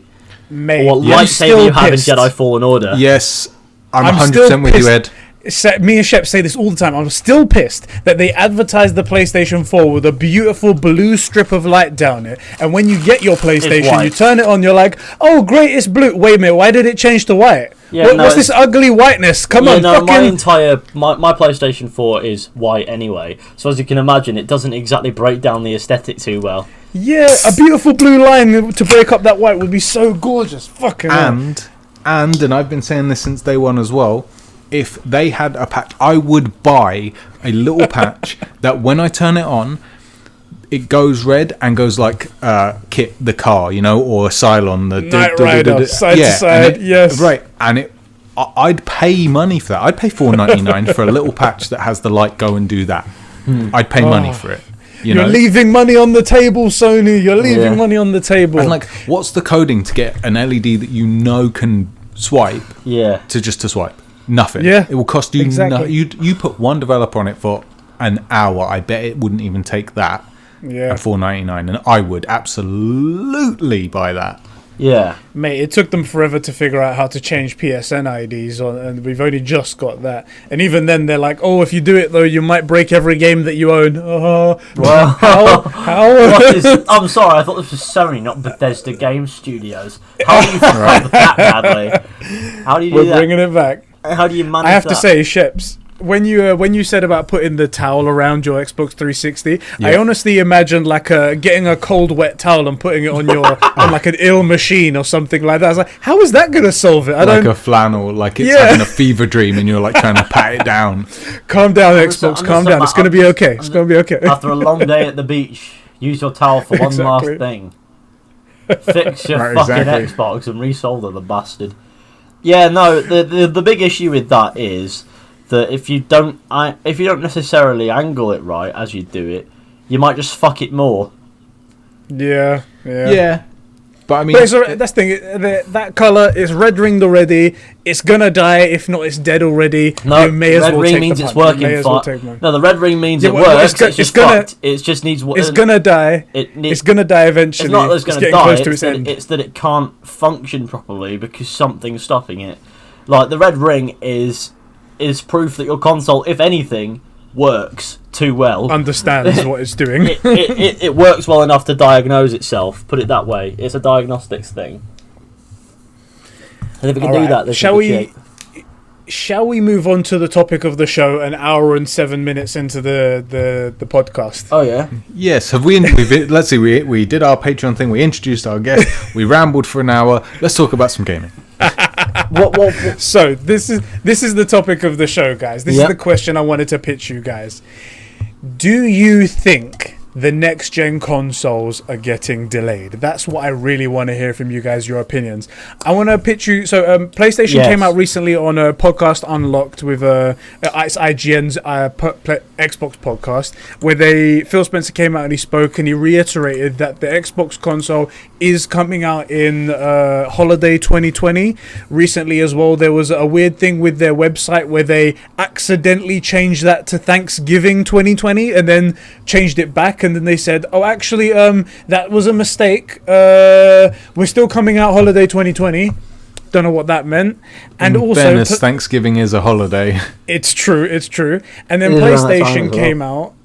PlayStation spoke to Bloomberg, and Bloomberg said despite the coronavirus affecting projected profits, Sony still expect the PlayStation 5 to launch this holiday season. A PlayStation spokesman said to Bloomberg. What is your gut feeling, guys? What do you think is going to happen? I don't know. I mean, there's always the possibility it's going to get delayed. If one gets delayed, the other will have room to get delayed. If one doesn't get delayed, because it's such a competitive market and there's only two real heavy hitters at this point, the other one probably won't. How dare you? The Ouya is still booming. Oh mate, yeah, no, I know, but that's a different generation. That's a generation of true sorry. gamers. No, it's like comparing them to the GameCube. They just don't. But the GameCube is just No. It's like an old wizard granddad that goes, "You need to stop fighting, young ones," or something like that. No. Oh my god! Back in the GameCube days, there was a game called Star Fox something, and it was like an open world Star Fox game. Yeah. It was like Star Fox, but it also had ground bits, and that was great. That's a different story entirely. Yeah, with the tank and shit. Yeah. Yep, good old Star Fox. I like that game. Yeah, all I remember about that game is running into the shop trying to buy shit that I can't afford and getting kicked out by the dinosaur woman. That is it. That is all I remember about that game. I can't even remember its name, but I can remember that. Get out of my shop, you cheapskate! And that was it. Goodbye. It's all right. I don't want to speak to you anyway, you dinosaur bitch. But no. Now, with when it comes to these two heavy hitters, they always rely on what the other one's doing. Like they've got to have one eye on them and one eye on what they're actually doing at all times. So on a marketing front, if one gets delayed, there's a good chance the other one will, because they'll want to put the windows quite close, as they always they always do. Because the reason being is it's a generation. The games will be releasing like launch titles. Will be releasing. Maybe they'll have launch titles going across both. I don't know, but it will be releasing in a way where they'll probably want to both start at the same time. Now, if one gets delayed, the other will, because they want to know everything about their competition. They want to know what they're dealing with, and they want to outdo it in a way. They don't want people to go, "Oh, you know what? We got this one. Now we'll get this one, or I'll trade this one in and get this one, or whatever." Obviously, they don't really care about that so much, but my logic here is they'll want to keep that up for some reason. But if one doesn't get delayed, then they cannot afford to then delay theirs, because by the time they've gone, say 2 months later we'll come. Say Microsoft delay theirs and Sony say, say Microsoft don't delay theirs and Sony go, "Oh, you know what, we will." Sony will come back and be like, "Okay, so everyone's got an Xbox now. What the fuck do we need this console for?" If you have both release around the same window, people will hang on and wait, and they'll buy the console that they want. But if you have this wide window, they'll have one, they'll get to the release of the other and go, "I don't need it." So they want to bring them quite close together, and they want to keep it that way. So if one gets delayed, the other will. If one doesn't, the other won't. I agree, and at the moment they've been doing a game of like cat and mouse, really. Yeah, it's they're waiting for one of them to falter, to be like, "Okay, you give the price of the console, and then we'll give it." Can we just address that halfway through that point? My mind blanked and I went, "Shit, I need to recover it," and I did.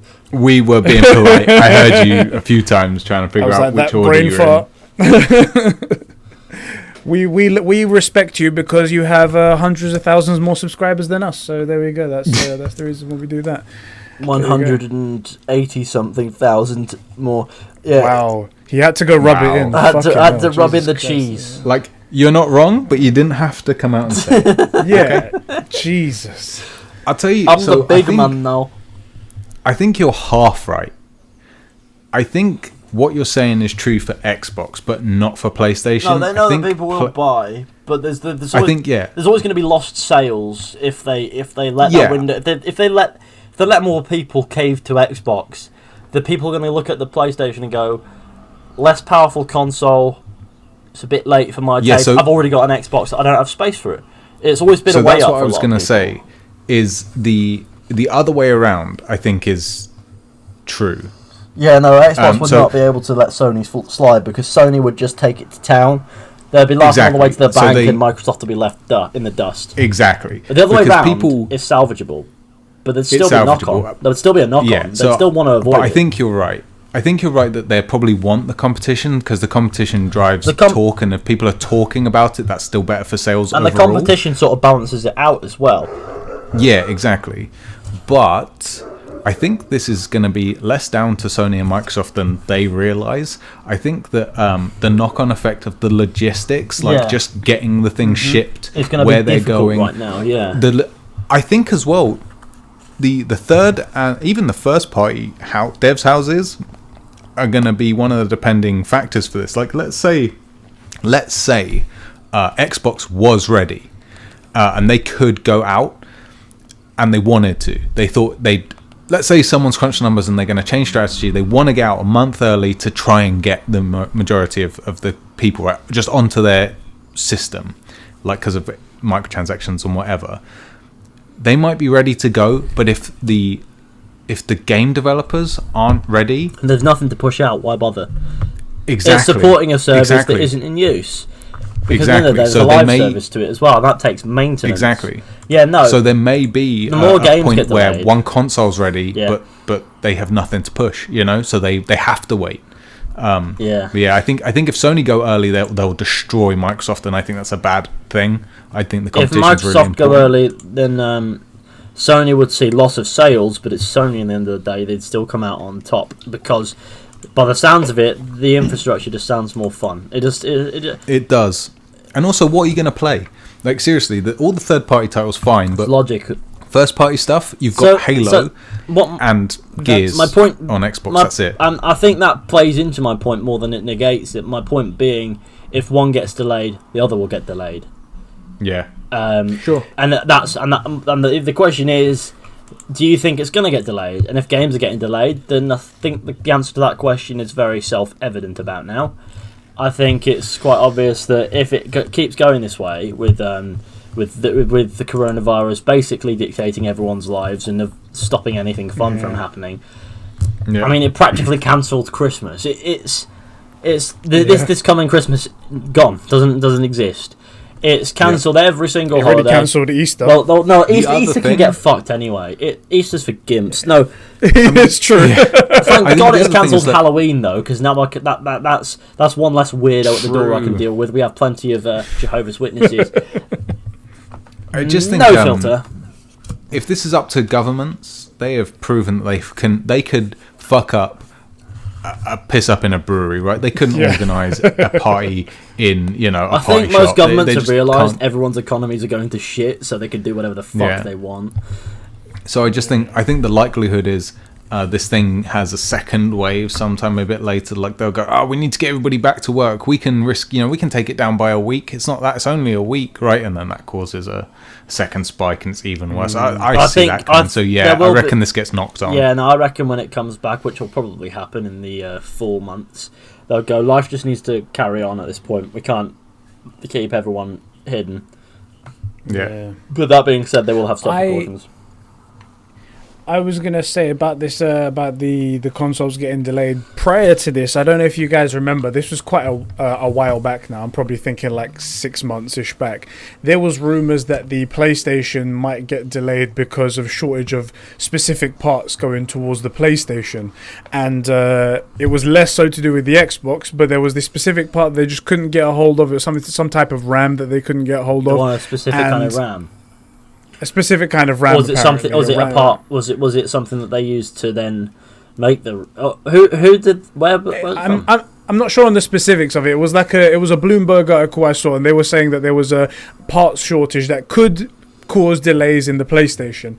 And it was like, that's troubling to hear, and that's something that's out of our control and out of PlayStation's control. What can we do? And this was prior to all of the whole coronavirus taking over our lives and destroying everything we love and hold close dear to our hearts.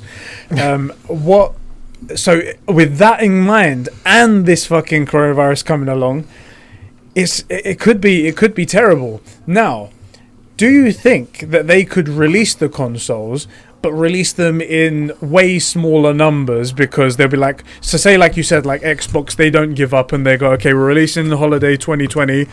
PlayStation will have to go, right? Do you think they'll release it with whatever numbers they have? Say they only have, I don't know, 5 million of them, let's say, and they're like, we're going to have to make do on 5 million, or even less than that, whatever it might be, and just ration it out and cause like this huge demand as if like it's the Wii or something. No, they won't do that. So? They won't do that, no. They don't want to release the console for some people and then leave everyone else going, we're going to go over to this console instead because they actually have units.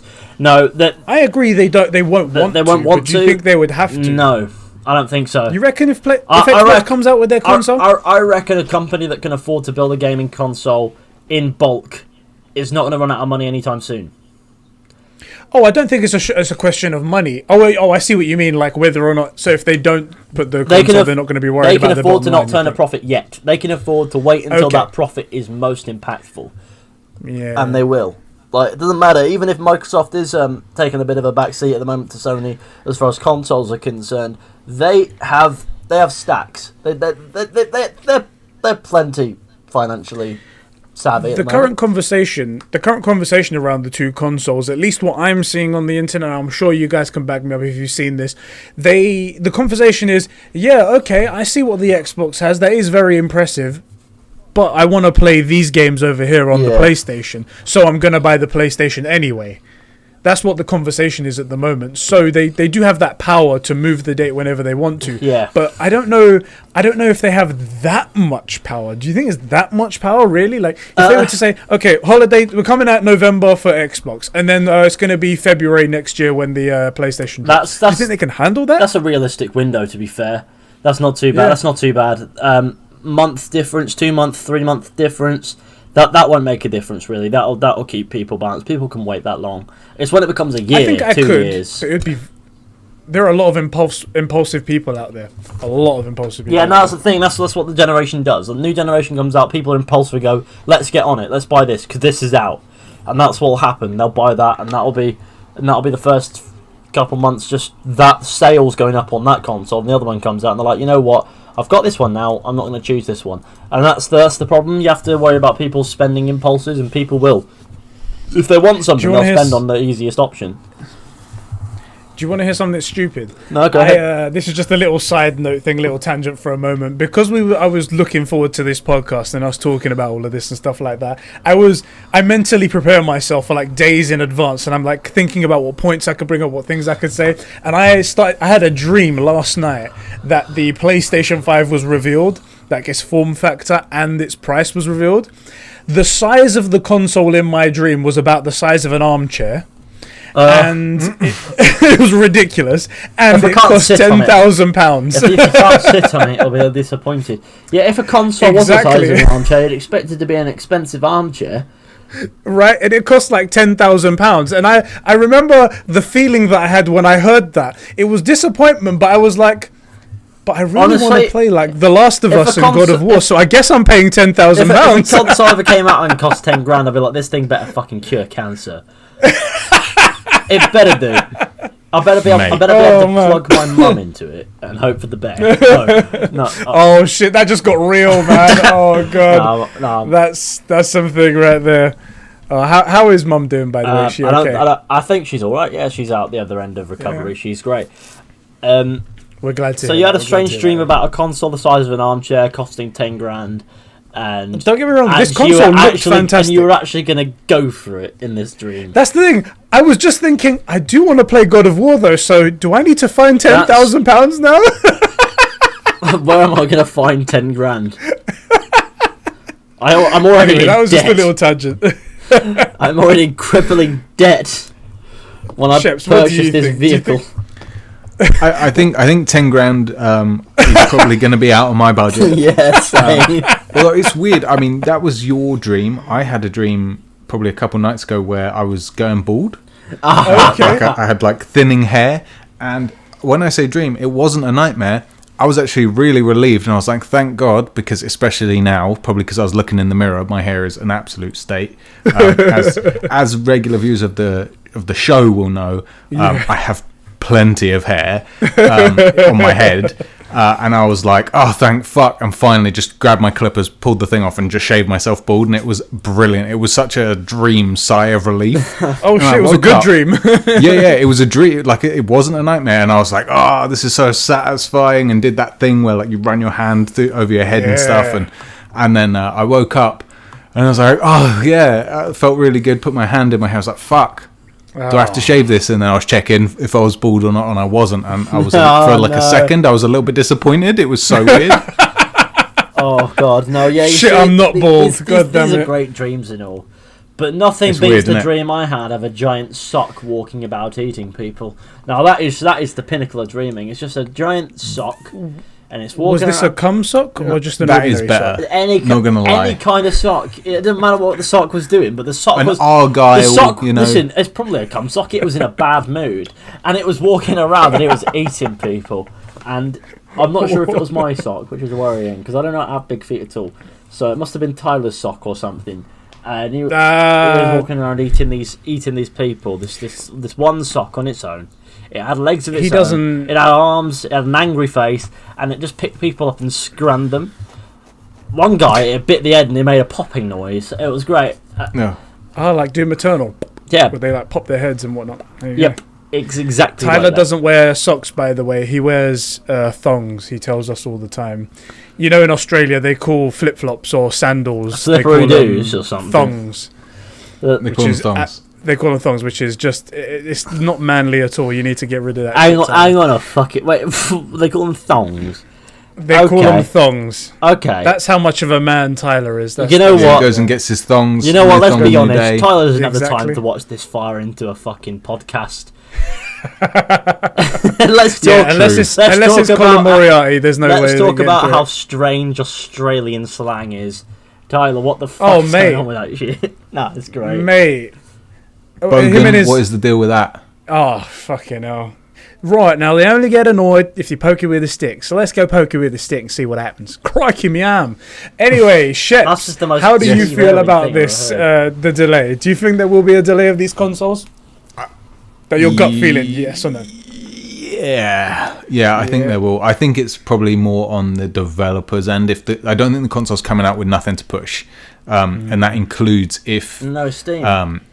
last gen games that get the new gen patch. I don't think they're coming out on that. They'll want to have some titles, which even though I know stuff's coming out, it's going to be backwards compatible in that first year, but I think they're going to want to come out and say, play now on PS5.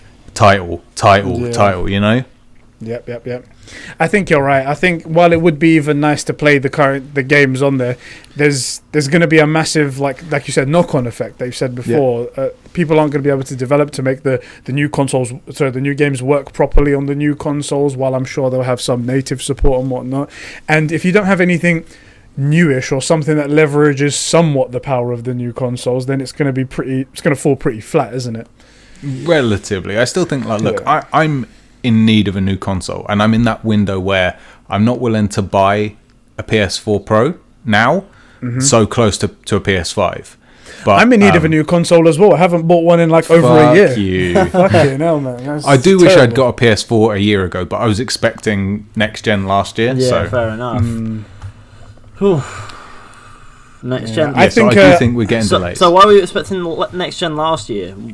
What's that about? I just felt that it was that they were ramping up You towards just had a it. gut feeling that the generation was going to go. You were like, okay, now it's time for the next gen, and then instead of It was like so they No, so it was to do with we had confirmation that The Last of Us and Cyberpunk were coming out in 2020, right? By the early part of last year, or maybe even the late part of 2018, and I was thinking those are titles that, especially if you're Sony, you want The Last of Us 2 coming on the next gen. And let me guess, had you not thought, had you not thought the next gen was coming sooner than it was, you would have thought, I might upgrade to a PS4 Pro or something silly. Yeah. And No, that's what to you be would've. fair, you're probably better off not doing that because the PS4 Pro generates more noise pollution than landing a helicopter on your roof. Yeah, but I don't like my Does. neighbours, so fuck 'em. exactly. Who cares? Fuck them. But I mean, my day one PlayStation 4 is pretty loud, and it's also it's noticeably getting slow. Like I was playing Doom 2016 on stream a couple weeks ago, and there was this little not rubber banding, but there was this little thing, and I could tell it wasn't it didn't need the internet. It wasn't on my end, it was. Something to do with the There's some console. stuff. Yeah. And I notice whenever I play on Ed's PS4 Pro, even when we're not playing online because his internet is better, that the games run just quite a lot smoother than on my PlayStation, but I'm too close now to You can't do justify it now. getting a new console. You can't do it. It was, Yeah, exactly. We had those rumors, and we theorized that it was going to be coming out in sort of end of 2019, and this was like Yeah. 2018. And it was Yeah. like, well, it's a year away. You can't buy a new console. And then when it got to Exactly. 2019, and we didn't get it, and it's like, oh, it's going to be 2020. Well, the same logic applies. It's a year It's away. a We year can't away. do it again. Yeah. So that's Exactly. where we're stuck in the middle there. Thanks to coronavirus, I think we can all agree that God does not want us to have a new generation of consoles. Screw what God wants. We are in control of the gaming scene. We've Yeah. given him the Christians. We've given him the Mormons and all that lot. He can go fuck off with them. We control gaming. Okay. I say Gosh. we get a new god, right? Like, look, Yes. Thor promised that he would end ice giants. I don't see any fucking ice Yeah. giants. Time to give Exactly. the guy his credit. Let's all pray to Thor, pray to Odin, and get these consoles out on time. You know the one thing All that's hail Thor and Odin. at the moment, there's one thing that's fucking booming thanks to coronavirus, and you want to know what that is? Christians. No, it's Tinder. Now on here, right? Okay, I've got this up purely to troll people. My bio is: if you're reading this, I'm dead. Now imagine the messages I send to people here. Oh God. Oh. I did a classic. What's worse than finding 10 babies in a bin bag? And obviously, this poor girl went. One baby in 10 bin bags. Exactly. There we No, go. and there's this one, and obviously I went, you know what? Let's try a bit of a pickup line, eh? So I went for the classic. Are you from Tennessee? And they went, no, because you look Classic. Because you look fucking inbred. No. Yeah, as you can imagine, that's about as far as my Tinder adventures have taken me. But that's 2 more matches than I've ever had before with the bio. If you're reading this, I'm dead, and the only picture on there is love a that man in you a fish mask. I love that you got Tinder to Nice. troll people. Oh, Like, oh yeah, that's- no other reason for it. I mean, you've got to What's fucking really- ruin people. It's What's funny what to me what is is that, anyone doing on Tinder in to be fair, quarantine? Do you know what I mean? Like, They've got it's fuck just all else to do, so you've got to go on there and ruin people's day. It's how no, I don't try to ruin people's day, but some of them do genuinely look fucking inbred. So I have to point it Yeah. out. I'm just saying, right? Listen, I'm inbred too. I understand, but you've got to come to terms with who you are. Sometimes when you're trying to troll somebody, you actually spark up an interesting conversation and go, "Shit, I fucked it now." shit. God damn it. Oh no! boy. I don't know. I've sent some really strange messages on here before, like purely out of what? Ethan sending strange messages? No. No. No, that's way out of character. You know, it's just not Ethan. Let's find one. Let's find an example, shall we? Here we go. So Here we in go. fairness, I'm considering this gaming. At this point, this is social gaming, isn't it? There's Yeah, nothing this- else you can do. You've Exactly. completed everything. Everyone's finished. Oh, doing this- their oh, turn this- except this me is- because I was oh, going this to is a borrow good one. yours. Oh, this is a good one. I have planted 5 bombs in your local church. Good luck.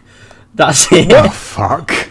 Jesus Christ. Mate, you're going to get the Fed are going to come knocking on your door. Yeah. And Someone you're on going to have to Tinder show said- them your entire YouTube channel to justify it. You're going to be like, no, look, I'm just that cunt. I'm just Yeah, I'm just that idiot. kind of cunt. Come on. Oh my god, what are they gonna say to the police anyway? This random retard with a fish mask on fucking Tinder is calling it a bomb threat. Okay, cool. Mate, the way the world's going, that isn't the weirdest thing I've heard today. I'm not even from Florida. I'm not even So- from Florida. That's the best part. Oh my god. There you go. Oh, can you imagine some of the fun I'm gonna have in the future with people showing up and me making the absolute broken jests? I'm just expecting a court summons at Listen, some point. it is it is. And then I'm gonna Character have witness. to say, like, I'm gonna have to say in front of a jury, like, look, I'm actually not here to defend him. I don't Yeah. think I can. I'll just answer truthfully. Like, it's not. I'm not defending the guy. I will tell you honestly. Ask me a question. I'll answer it. Did he set a fire engine on fire? No, I did not. Yes, he did. technically. Yeah, No, yes, he no. did. Technically, it was we were recording. Okay, I'll explain this one. But you were. No context, no No, context. yeah. What, you don't want the image? At that point, the prosecution jumps in and goes, "Aha! See, he hates firemen." And then we move on to the next guilty as question. charged. So I have a question. Do you know the context behind the image? You just not want to know. Yeah, we know. Of course We we know. do. We're Yeah, like you the lawyers. We're just misrepresenting you. Oh, okay. Exactly. Okay. So Exactly. so we set fire to a fire engine, Yes, you did. That's a true thing that And we happened. pranced around it. No. Oh, God. Is it bad that the fire in the background was started by the firefighters? Now, I know that's counterintuitive. That's what you claim. I know that's what you claim. It was for a training video for this training centre that was opening up near us. And that was 2 years ago now. All of this is Sounds fake, by the way. unlikely. I think he just set a fire. See, you got me. I just set the fire engine on fire. It's my keen detective mind. There. It needed to go. It was an ugly piece of modern art.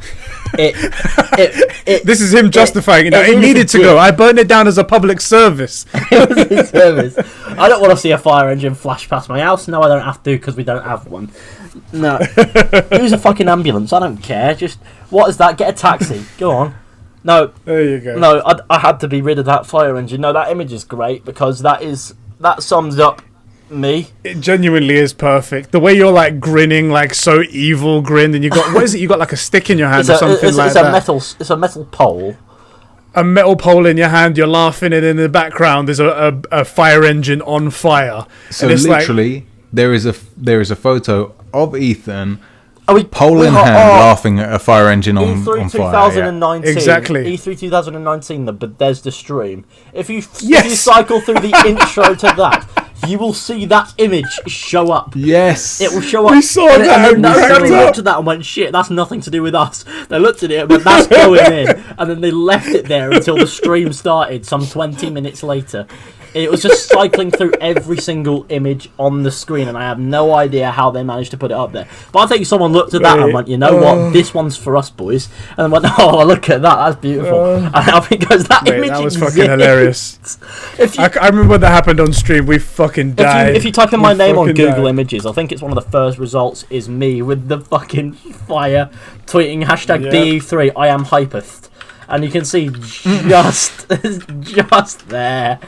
Oh my god. There he is. There's our lad. There's our lad right there. And then there's a question in response to that, did you bummeth thine witnesses? And I'm like, yes. But oh my god, that's the most beautiful image that there ever was. Because you're going to see there's a fire in the background. It's funny because the firemen aren't even trying to fight it, they're just watching it. They're just stood there watching the fire. They're just like rate my arson. Like, oh yeah, flame height and heat, yeah. It was you couldn't get too close to it without the protective gear. It was proper hot. Yeah. It was proper hot. And alright guys, do you mind if I was to segue slightly to some gaming? Do you mind if I was to segue slightly to I was talking about how antagonising firefighters was great fun, but sure, why not? And then there was that Tinder topic, but alright, I guess we can. I guess we could circle to some actual gaming talk, right? I guess we could do. All right. So this topic is actually brought in by our brother Zahir over here, and I actually think I might, depending on how things go, I might make this a reoccurring topic at the end of the shows and whatnot. He goes, "What games have you been playing during quarantine? Have you been tempted to try out any of the new releases?" So I thought I'd take this opportunity to talk about what we've been playing in the recent weeks and whatnot. Who wants to take it first? No one. Okay. That awkward pause. I'll be honest, right? I have been meaning to get Death Stranding back on and finish it because I haven't and just haven't done it.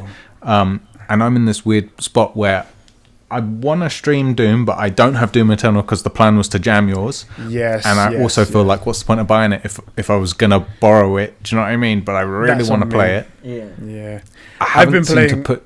What?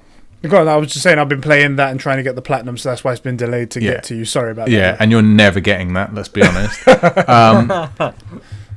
I do need to finish Death Stranding. I actually really want to. But the other thing is I was playing The Last of Us Remastered again on stream, and I came to that bit where the guy just detects me in stealth the whole time. Oh, yeah, so what happened with that stream? I don't understand. What guy who detects you? I've streamed twice now on the YouTube channel, and on both times there are game issues with the game that are completely out of my control, like bugs that cause serious problems for the stream. The first one was a wave mission where I'd killed every enemy and it kept telling me there were more enemies to kill but wouldn't spawn them. We couldn't fix that. And then this one, I kept killing all the I can't remember what the infected are called, and there's one clicker in the room because this guy kept detecting me, and I had to, like, if I couldn't come up behind him anytime I was within a certain field, he would detect me, whether I was in stealth and behind him or whatever. And so I couldn't get close enough to take the clicker out to then deal with this dude. And I still want to finish The Last of Us because I love that game, but I feel like what I I'm can't hearing really, here is that I can't do it without it being on stream. You're the common denominator to all these broken games. I don't understand. I'm starting to get the idea that maybe you're just not good at video games. Maybe it's that. I feel completely vindicated now because I came out on Twitter when I was playing Jedi Fallen Order and said I really enjoyed this game, but I had so many bugs, and people kept saying, no, there's no bugs, blah, blah, it's fine. Bugs for me. One, lots of people have plenty of bugs. Yeah. Me, I had every bug you've heard of, plus 2 you haven't. and I know you haven't heard of them because a lot of people said, oh, I've been reading the list and I've never seen someone have that problem. So what you're telling me in your game, Cal Kestis was no longer ginger? Sort of bug. Yeah. I mean, if his hair color had changed, that would have been fine by me. That wouldn't even have registered as a bug for me. He had a soul. That's what it was. He had a soul. It would do for me because it wouldn't be ginger, which is the color of the man, the Cal Kestis man. He is he's a ginger man, and as a result, he looks a bit socially awkward. But it's also funny because when people were reviewing that game, everyone in their reviews was pointing out that Cal Kestis is ginger, and I was like, is it that important? Is it really? Talk about the game. Does it really matter? Like, it's like so ginger his Jedi. His hair color. You're talking about a character that forgot how to jump. His hair color is what you're focusing on.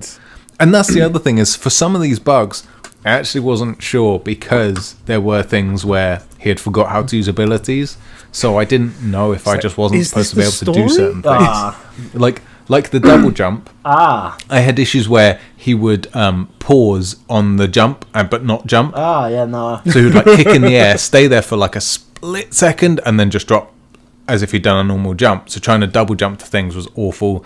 I had UI issues with the camera not turning, so I would go to jump to the left, and then it would turn when it wasn't supposed to, and now left is back or something, and he'd stop jumping the way he was supposed to jump, because he controls his jump in the air a bit. I had lots of issues with that, but I really enjoyed it. Anyway, vindicated, because now people have seen there are game-breaking things that happen to me that are not my fault. While in stealth, and even I think once even behind a wall, behind cover, this thing detected me from behind at full range. I saw the comments afterwards, and everyone was like, "Sheps, what is it with you and you can't play video games?" And do you know what? The thing is, people were saying take out the clicker first, right? And the problem with that, because I've played The Last of Us a couple of times, right? Quite a few times, maybe even 3. Wow. There is that thing never leaves its max range, but it goes behind cover, which it's not supposed to be able to detect you behind. But it's at full range. Anytime you're within the range of that clicker, that thing could spot you. And because it was spotting me through cover and in stealth, I couldn't get to the clicker to take it out before it would get to me, and then the clicker would get me. You get a lot of game-breaking glitches. I'm starting to understand why you never finished Skyrim. Because that was completely on me. Not even famous. No, but if you did play that, if you got far enough in, it would just break on you. I guarantee. Skyrim is one of the most broken games I've ever played. It will break on you. I love that famous story of the doors where they were like, hey, you can open every door in the game, and when you go back to it, no matter what time you go back, the door will still be open. I'm like, oh, that's a really cool continuity trick. But then apparently it would load up your RAM so much that save would get eaten. And I was like, what? How is that? What? Well, also, what about the NPCs that walk through the door or close the door behind them? So that doesn't track. But Skyrim's one I was thinking about doing it on stream, assuming I could run it and it doesn't break. Stealth tip in that game is when you want to steal from people, grab a kettle and stick it on their head and pickpocket them. It's great. Sorted. It works. After the moment they start moving, the kettle goes flying and kills them or something. But it's not your fault, so it's fine. And I know enough not to kill the chickens. Oh yeah, don't kill the chickens because they will treat, especially not in Riverwood, because they'll treat you like you just committed genocide. It's proper. You killed our children. It's like the Hitler of chickens, and then they just chase you out of town. They drive you out. They're like, no. The first mistake I made when I first played through Skyrim is I got to the town, I got into Alvor's house, and we're just there, and this child comes up and says, Uncle Hadvar, something, something, something. I have a massive fucking greatsword by this time, so I go, can I kill the children? Obviously, by this time, I wasn't too familiar with the Skyrim save system, but I gave it a good crack in. I was unsuccessful, As it turns out, you need a mod for that. But I got chased out of Riverwood, wound up in Whiterun somehow, didn't know I got there, got approached by a guy and was like, you have committed crimes against Skyrim and its people, what say you in your defence? I was like, what the fuck is Skyrim and its people? I've only been here 5 minutes. Chill. But apparently they somehow knew that I'd attacked this child in a village across an entire region, and so I wound up in prison, and that was my first Skyrim experience. I got out and I'm like, oh, this is where I'm supposed to be. So I've just absolutely cheesed this way through the opening by getting wanted by the authorities and attacking my allies or the child of my allies, and as a result, here we are. So I was like, oh yeah, you cheesed it. And the first playthrough of Skyrim, I practically cheesed everything. The most game-breaking glitch I got was in the Dragonborn DLC, where I read one of the books too quickly before the objective told me to, and so it teleported me to this area, and I was just laying on the ground with this man stood in front of me doing fuck all. Like, it wasn't even looking, so it didn't trigger that cutscene, because you're supposed to turn around and knock you out, but it just doesn't work. And the only way to sort that out, the only way to fix that bug, you want to know what it is? Do you really want to know? Go on, start a new game. You have to start a new game. That's all you do. You cannot. If you load back, it will still be broken. That's fucking some shit. Like sleep paralysis nightmare type that shit. entire save, all 100 So hours will be broken up until that point. You'll never be able to progress past that point in the main story of the Dragonborn DLC. That. You have to restart the game. So that's what I did. And so let's fast forward maybe 100 hours later. So I'm back here. And what does my idiot self do? I'll do it again. Okay? Of course I do. Of course I naturally do it twice. Of course you do. Yeah. Yeah. You just went straight into it again after 100 hours. Yeah, no. The closest like game breaking. Go on, say it, sorry. I've always been cautious since, though. I just don't play much Skyrim these days. The closest that I've got to the Sheps and Ethan level of game breaking bugs and whatnot was in my first run through of Uncharted 1. After I loaded up a save, there was a point where I would go into a room where there was like tons of enemies, and I was playing it on crushing difficulty, so they would all like one-shot me, so I had to be very careful. But I got to a point where I would run out of bullets even if I was getting headshots on all of these people, and I was like, well, I can't. What am I supposed to do? I can't come out of cover because I'll get killed by anybody that sees me. Maybe if I backtrack just a little bit, I can get to the nearest like a loot cupboard they put before a big area. And the save wouldn't let me go that far back. The game would crash every time I went back from the point that it saved. So I was stuck in this point where I couldn't go any further forward because I'd run out of bullets, and I couldn't go back because the game would crash. Yeah. So everyone on stream was just like, "The fuck is going on?" And everyone was just laughing their asses off at me raging and shit. Yeah, like no, that. I absolutely despise when it happens, but that's part of the fun. It is. There was a game-breaking bug on my mind. Recently, I played through a DLC for Syndicate that I never touched before, and I wish I'd never touched it ever, but it made for a very funny video. Oh my god! So if you think that some bold twat with a meat cleaver killing Evie Fry is funny, I was going to an ambush spot with a carriage, and I stopped it in the middle of the road where I was supposed to, and so I'll sit there for a minute, and then it launches me into the sky. It launches me right into the sky with the carriage, and it all flies about. Then we all fall to our deaths, and then I respawn, and then the carriage just flies across the room. Like, it flies across the road and hits someone and kills them and traps them under it. I'm like, okay, what the fuck happened there then? Couldn't you just do your really cool Assassin's Creed Eagle dive into the nearest hay bale? There was none nearby, unfortunately. So I was falling to the thing is, Assassin's only weakness. So the thing is, if you're already falling to your death, doesn't matter if you land in a haystack, you're just gonna die. In Assassin's Creed 1, right? You could do a leap of faith into a haystack and die on top of it. That was the best bug that ever happened. So I actually played Assassin's Creed. Assassin's Creed 1, I played it. It was one of those games, back in the day where you could rent games from like Blockbuster and shit. Yeah. So I got it, and a little bit into that first mission, where you jump off the top into the hay bale, right? Yeah. I go and jump into like a lake and or a little pond or something, instantly die. Took the game out and went back, and I've never played an Assassin's Creed game since. Okay, let's have a That's what you should have done. That's what you should have done. I did see James playing Black Flag, and I got to say that looks really good. Black Flag is great. What you did the right thing. You should have returned it. There are some other people decided to start a whole community around it and a whole bunch of YouTube channels. What a bunch of cunts they are. Yeah. I want to let everyone know this has basically become, as always, podcast where they talk all about Assassin's Creed. That's basically what this has become right here. Yeah.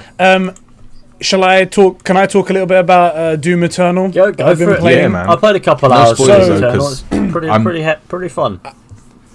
I won't go into any spoilers. That hasn't played it, so yeah, I won't go into any spoilers, and I will be getting you this game soon. I have rolled credits on it, and I did it the second time as well to get the other trophy for playing on the extra life mode. But god damn it, what a fantastic game. This game, on top of it looking beautiful, it runs beautifully at like that buttery smooth 60 frames per second. It's got a variety of guns, all of them of which feel fantastic to use. There's not one of them where I was like, okay, I'm going to use this one and this one for my entire trip. Those abilities that we unlocked on the stream, Sheps, on that first the intro stream that we did, the slow motion when you're jumping in the air, when you grab people, when you set people on fire, the chainsaw, how satisfying that is, the flame belch, that's such a cool mechanic, a way of getting your armor back. And the story, which I'm not going to say anything about, but you remember that intro that we played, Sheps, and we had goosebumps when we fucking heard it and we watched it? Yeah. It's that all the way through. They take themselves so seriously, and they know that it's supposed to be like, you're supposed to feel like a badass, so guess what? You're a fucking badass. Yeah, and you're going... Yeah, I like it. It's just so good, so fucking good. And playing it through the second time, I did not even feel bored. I was like, I know what's coming up, but I want to hear this guy say, upon thee I will send you the Doom But in Slayer. fairness, you have watched not Supernatural, Smallville like 18 times. Every now and then I catch it on your fucking Instagram story. You're always watching Smallville still, and you had to go at me. You were like, "Oh, it's 15 seasons of like fucking Supernatural. That's just too much." Or, "Oh, it's 900 episodes of One Piece or whatever. It's just too much." Like, you've watched Smallville 18 times. Fuck you. I think we both agree that you're just both obsessive. That is fantastic. No, I've played the first opening 2 hours of Doom Eternal, having a cracking time with that. It's great. Pretty fucking nuts. I'm gonna be honest. It is a mental game, and that's probably its massive perk, is the fact that it's absolutely mental. It's a Lamborghini, you know. Oh yes, that's a good analogy right there. It's just a mental game. I don't think it needed an analogy. I was gonna say something, but I've completely forgotten it. Come on, brain, work. Oh my god, I'll have to try to turn it off on and then back on again if I can figure it out. But unfortunately, I can't remove the bullet after I shoot myself. See if you can restart it. That back to Doom Eternal, like I was saying, like a lot of people have been messaging me and sending me pictures and whatnot. Nero, Zahir, all that lot have been messaging me, and they're all loving it as well. It's no wonder that this game got like 9s and 10s from like all across the board. It came out at the perfect time, though. Did you guys notice? Yes. Oh, yeah. It was like the day of the lockdown starting in most countries and whatnot. It was like Doom Eternal, Animal Crossing dropping right now. And people were like, funny. Thank God I don't need to go outside. Have you seen those like merger memes between Doom Eternal and Animal Crossing? Yes. They made me laugh for a solid week. Like it would just be the Doom Slayer doing a weird dance, and then one of those animal things doing a weird dance. And there's one was a T-shirt where it says Doom Eternal and the Animal Crossing typography, and then it would be Animal Crossing and the Doom Eternal typography, and that's talent right there. That's a great T-shirt, but it's great. Can I ask, because when it hadn't released, I came out and said I think Doom Eternal is going to be a surprise contender for story awards. That the story in it is going to be surprisingly good. It's going to take people... Obviously, I think The Last of Us and Cyberpunk are going to be the best up there for story and stuff. Yeah. But I did say I suspect Doom Eternal is going to win a lot of awards, and it's going to surprise people by how good the story is. Thoughts? Because I haven't finished it. You've rolled credits on it. I think the story of it is good. I don't think it will... I think it won't get brought up in those conversations for a different reason, though. I think there'll be other great story games which will sort of be like, yeah, we've got The Last of Us, we've got Cyberpunk, we've got this, we've Ghosts, got that. Yeah.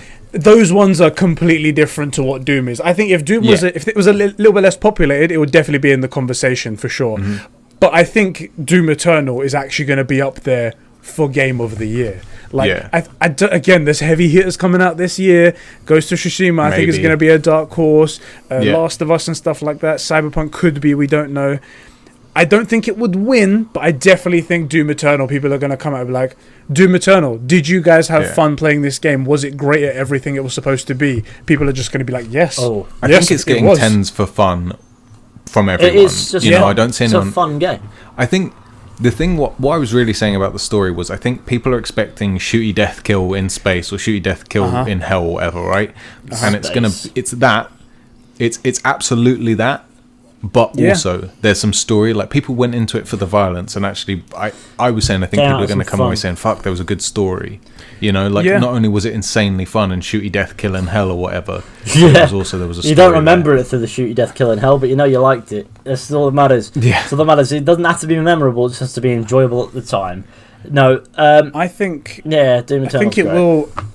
I think it does definitely have a great story that takes you by surprise because you don't expect it to have a good story, and it's very like, with like legends and mythological. It's sort of like they're talking about the history of the Sentinels and stuff like that. I'm like, whoa, there's more to this. There's more to this than and you find a lot of it in data and data pads and things, and you want those codexes, and you want to read these codexes and things because it's the only downtime the game gives you.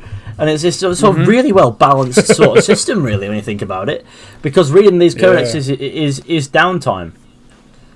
Do you know what's interesting as well? So I noted that when I played Doom 2016, where everything Doom guy does is aggressive. Like, when you turn off those Argent generators, like he punches them. Well, he's a big right? man with big guns. He has to do bits. You know what I mean? He has to punch them. Yeah, he's showing it. He's all about doing bits.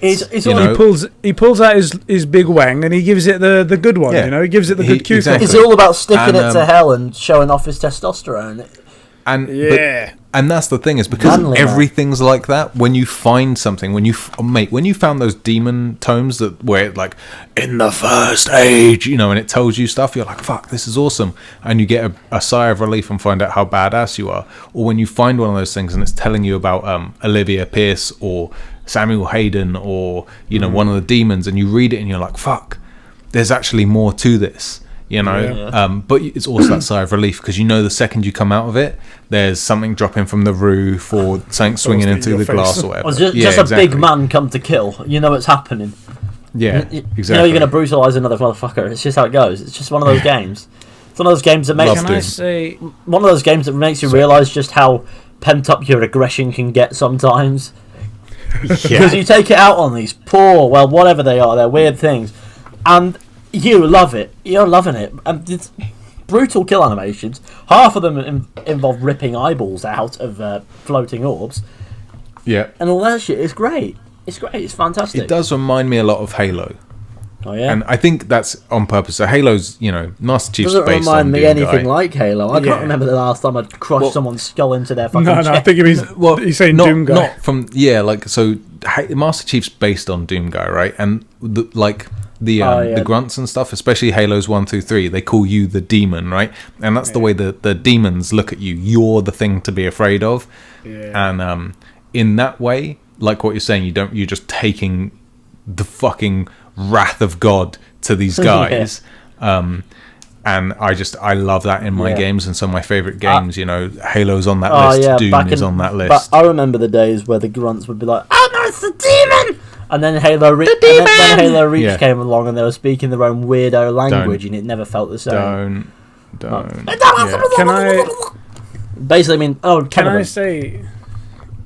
Sorry. Go for it. Yeah, go on, bro. I was going to say, the only thing that I do have that's sort of like a fuck you to the guys who made Doom Eternal, there's one enemy type, and he's not a boss, but he's one of the guys that keeps popping up. His name's the Marauder. fuck you to whoever the guy was who made the fucking Marauder. Because not only is this guy, he looks like Doom Guy basically, but he obviously doesn't have the whole suit of armor. He's a bit more naked. He has a big axe. He has a shield that he can pop up instantaneously whenever you try to shoot him. He moves like Superman essentially, super speed. He has a shotgun, a double barrel shotgun that he can shoot at you, and he swings this massive axe that deals massive damage and whatnot. And on top of all of this basic immunity, because it takes a lot of hits to take him down, moving like Superman, a shield that's instantly deployable to protect himself, and a double barrel shotgun. On top of all of that, the motherfucker has a ghost dog that he can summon whenever the hell he wants to fuck you up from behind and flank you. What the fuck? Who the hell designed that? Do you know what? I was going to say that sounds OP, but we're playing Doom Guy, so I mean... It's true. So, he's such a discrepancy from all the others. Like the normal demon guys, you can chainsaw them to get ammo out of them. Some of the other guys, they shoot fireballs at you, 2 shots, they're down. A couple of guys, you give them 1 punch, that's cool. This guy, nothing takes him down except staggering him with a shotgun, and you have to do this like 16 times. And if you imagine there's a bunch of other enemies as well that are fighting you at the same time, this guy commands your attention, and I'm like, I don't have time to beat the fuck out of you. I've got 40 other people around me. Fuck One thing that I've noticed about Doom Eternal is it's incredibly fast paced, but it requires a lot of tactical thinking. Now, I was playing it with my own tactical thinking going through my head, and people are coming in the chat like, so is he thinking tactically, or what's he doing? And people are like, it's just using the running and gunning technique. But I'm not. I'm using an actual tactic, but it's so fast that it looks like I'm running and gunning. But I know what I'm doing, sort of. But people come in and they're like, you need to do this, and that. And I'm like, no, I'm going to play the game however the fuck I want, because A, I despise backseat gamers, and B, I'm kind of enjoying what I'm doing now, and it's working. So I'm going to keep doing it. There is that thing where like you're running around and you run around, some cover, and people are like, oh, he's just running and gunning. But like, what do you think I'm doing behind this cover? Like, yeah, I'm still moving and reloading and stuff, but I'm also not getting shot, and that's why I'm here. Yeah, no, you have to sort of mix running and gunning with a bit of tactical in this sort of game, because you can't stay still, because they'll just come to you. They won't shoot you from a distance or something silly. They'll just run at you. Some of them. And you have to just keep going, because they will find a way to get to you. It's like, are either of you familiar with the Borderlands games? Yes. Yeah. Borderlands 2 a little bit. If you've played even a bit of that, you will understand that cover does not work. Cover doesn't work. You will always get hit, no matter what. So it requires you to be a bit more light on your feet, a bit more moving around. You need to just keep moving, otherwise you're gonna die. So I don't understand. You need to think tactically, but I'm fucking surrounded by demons here. What do you expect me to do? Right. I've got loads of little cool gadgets and tools and things I can use in this fight. That's what I'm gonna do. I'm gonna use the tools. I'm gonna think tactically on them. So get them all in one spot, blow them up. It's not too hard, but there's a lot of perks that would allow you to slow down time, either when you're in the air and jumping, or when you are close to death. Yeah, I've got the one close to death at the moment. Put both of those on right there, so I have moments where I'm like, okay, what do? I see 4 people over here, there's a gap over there, maybe if I jump and throw a grenade and that sort of stuff. I needed those on in order to be able to get through some bits, otherwise I don't know how I would have done it. Shall we move on to the last part of the show, which is a couple of questions that we got from some guys. 2 questions from our bros, Diogo and Jas. Let me start off with Diogo's one. And he goes, thoughts on AC? No. He goes, nah. I'm joking. Animal Crossing air conditioning, great. I love them. Quality stuff, right? The only ACs that we're talking. He goes, nah, I'm joking. He goes, with Resident Evil 3 just around the corner, probably out by the time this podcast is released, which I think is today. I think it might have come out. In fact, I saw Diogo complaining because his thing got delayed. Oh, yeah. Apparently a bunch of people, their shipments have got delayed of games, right? And he goes, and Final Fantasy Remake coming out next week. Apparently that's also having some weird shipping delays as well, of some people have been telling me. I was wondering whether you'll be getting, which one you'll be getting, or if so, on day one.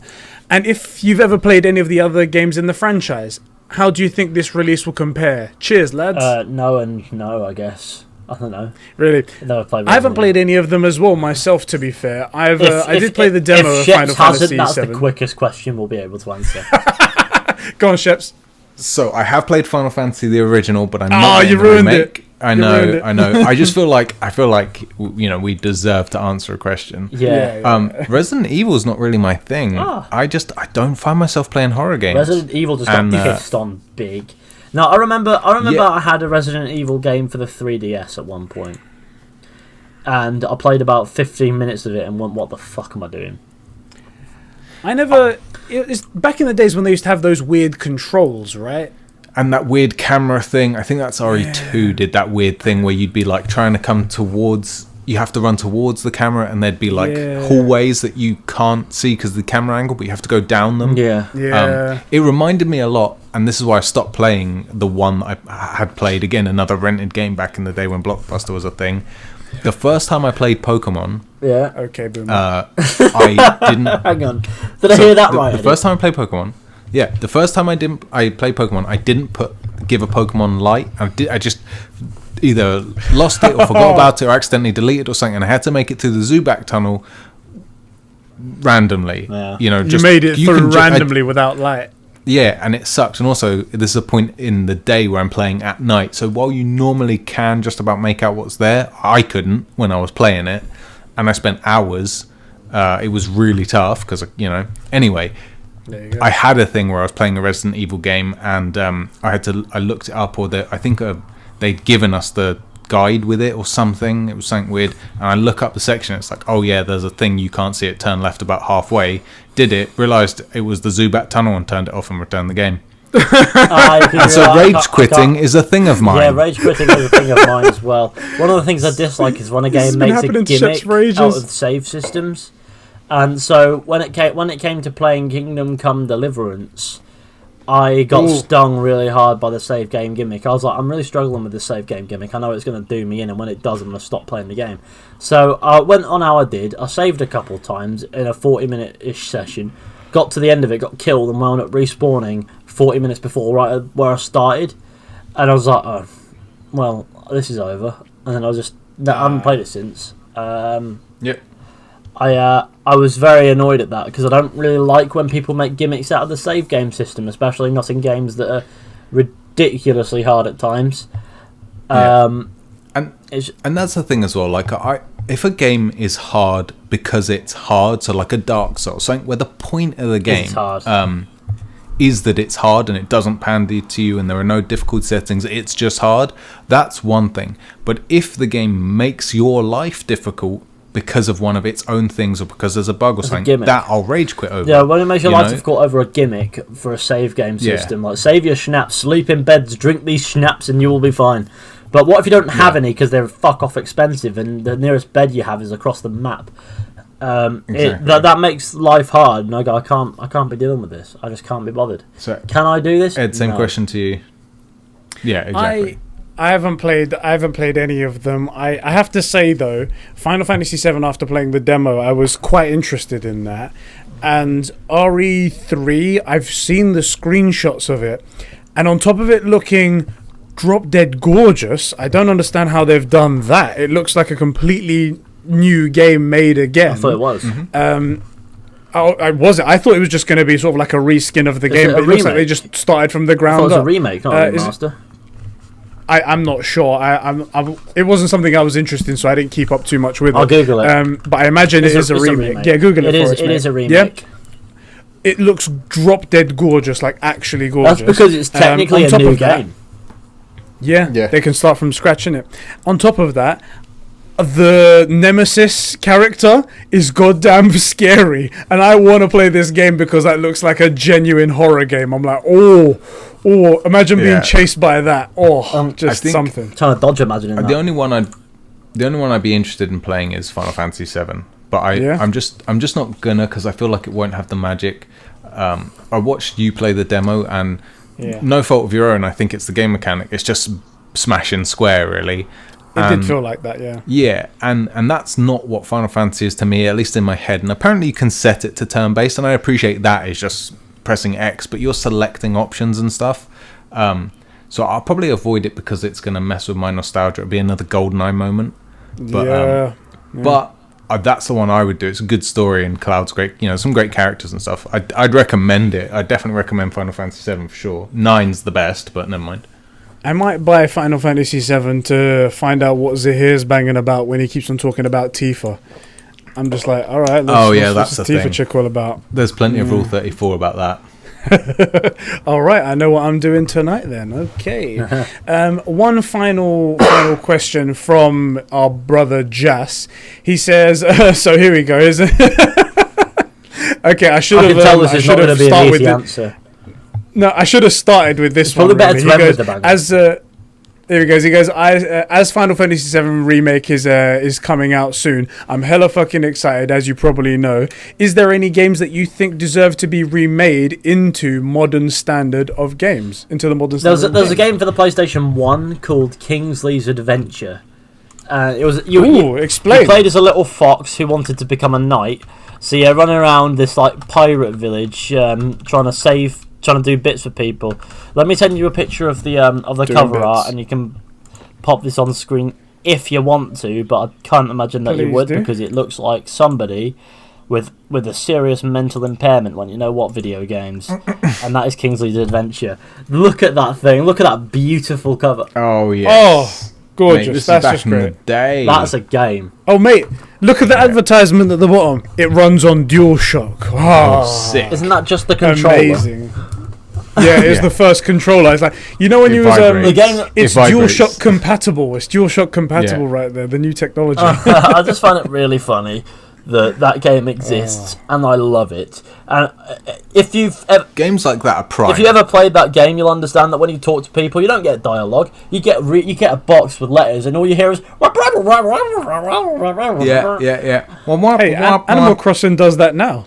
Yeah, I know, but Animal Crossing is Animal Crossing. This is Kingsley's fucking adventure. This is hardcore gaming shit. Well, listen, Kingsley's Adventure is the stuff. Ty the Tasmanian Tiger's another one. Now, I don't say that because of Tyler. I say it because I genuinely played that as a kid and I fucking loved it. There's a game where you run around Australia as a fucking Tasmanian tiger with boomerangs, and the game and the enemies in the game are lizards. They're all just like lizards of some sort. So you're going around killing loads of lizards. It's basically genocide. It's great. It's the most no fucks given Australian game ever without any swearing. Which is strange because that's all Australians do. Well, they do a bit more than swear as well, which is they reap the benefits of sending everyone to prison is what they do. It's great. Sheps, is there any games that spring to mind for you that you'd like to be remade? Yeah, like similar stuff that I think these sorts of games are prime candidates. So like they did it with Spyro, and I think that's the way you do it. You make the exact same game, just with today's graphics. Like that. Banjo-Kazooie, Conker's Bad Fur Day, Star Fox. Games like that are just like innocent fun, but just in today's graphics are great. This is the graphics of Kingsley's Adventure, and you can see that it needs sorting out. It needs sorting out. Like that's exactly the thing, right? You take this, you take Banjo-Kazooie, games like that, games like Spyro, that sort of thing. Final Fantasy 9 would be good, and again, I don't even think, don't add voice actors, just put in the graphics, make it a Somebody text game. drafted up a little bit of concept art for what Kingsley's Adventure might look like, and they've remade it. Let's see that. Post it. I can't imagine what this is going to be like now. Just imagine a fox with a bushier tail. How many fans are there that they drafted something up? Oh, I see. Okay, that looks good. That is the way I would like to play that game for sure. Have you ever played that game? No. Well, play that game. But this looks epic. Kingsley's Adventure. Emulate that shit. We were too busy liking Vice City. Vice City. Remake that in today's graphics. I said just take the audio files, remake all the visuals, slap the audio files back in. Done. Yes. Oh fuck. Do you know what my entry would be? And I'm sure all you guys will agree with me. I just want to play Simpsons Hit and Run again. Yeah, exactly. Exactly. Better graphics, same chaos, perfect. Yep. it sort of gave me a new sense of nostalgia for that game when I was making the intro to the True Gamer podcast. Yeah. And when I added that in there, I was like, oh my god, I could do the Simpsons Hit and Run now. Yeah. Fuck, that was great. Just give me updated graphics. You know, like the Simpsons movie. It recently Disney Plus came out, and I've been watching that. I was like, it's the Simpsons, but they add another little dimension to it occasionally, and it's just that little bit better. And I was like, just do that with the video game. That's all you need to do. Yeah.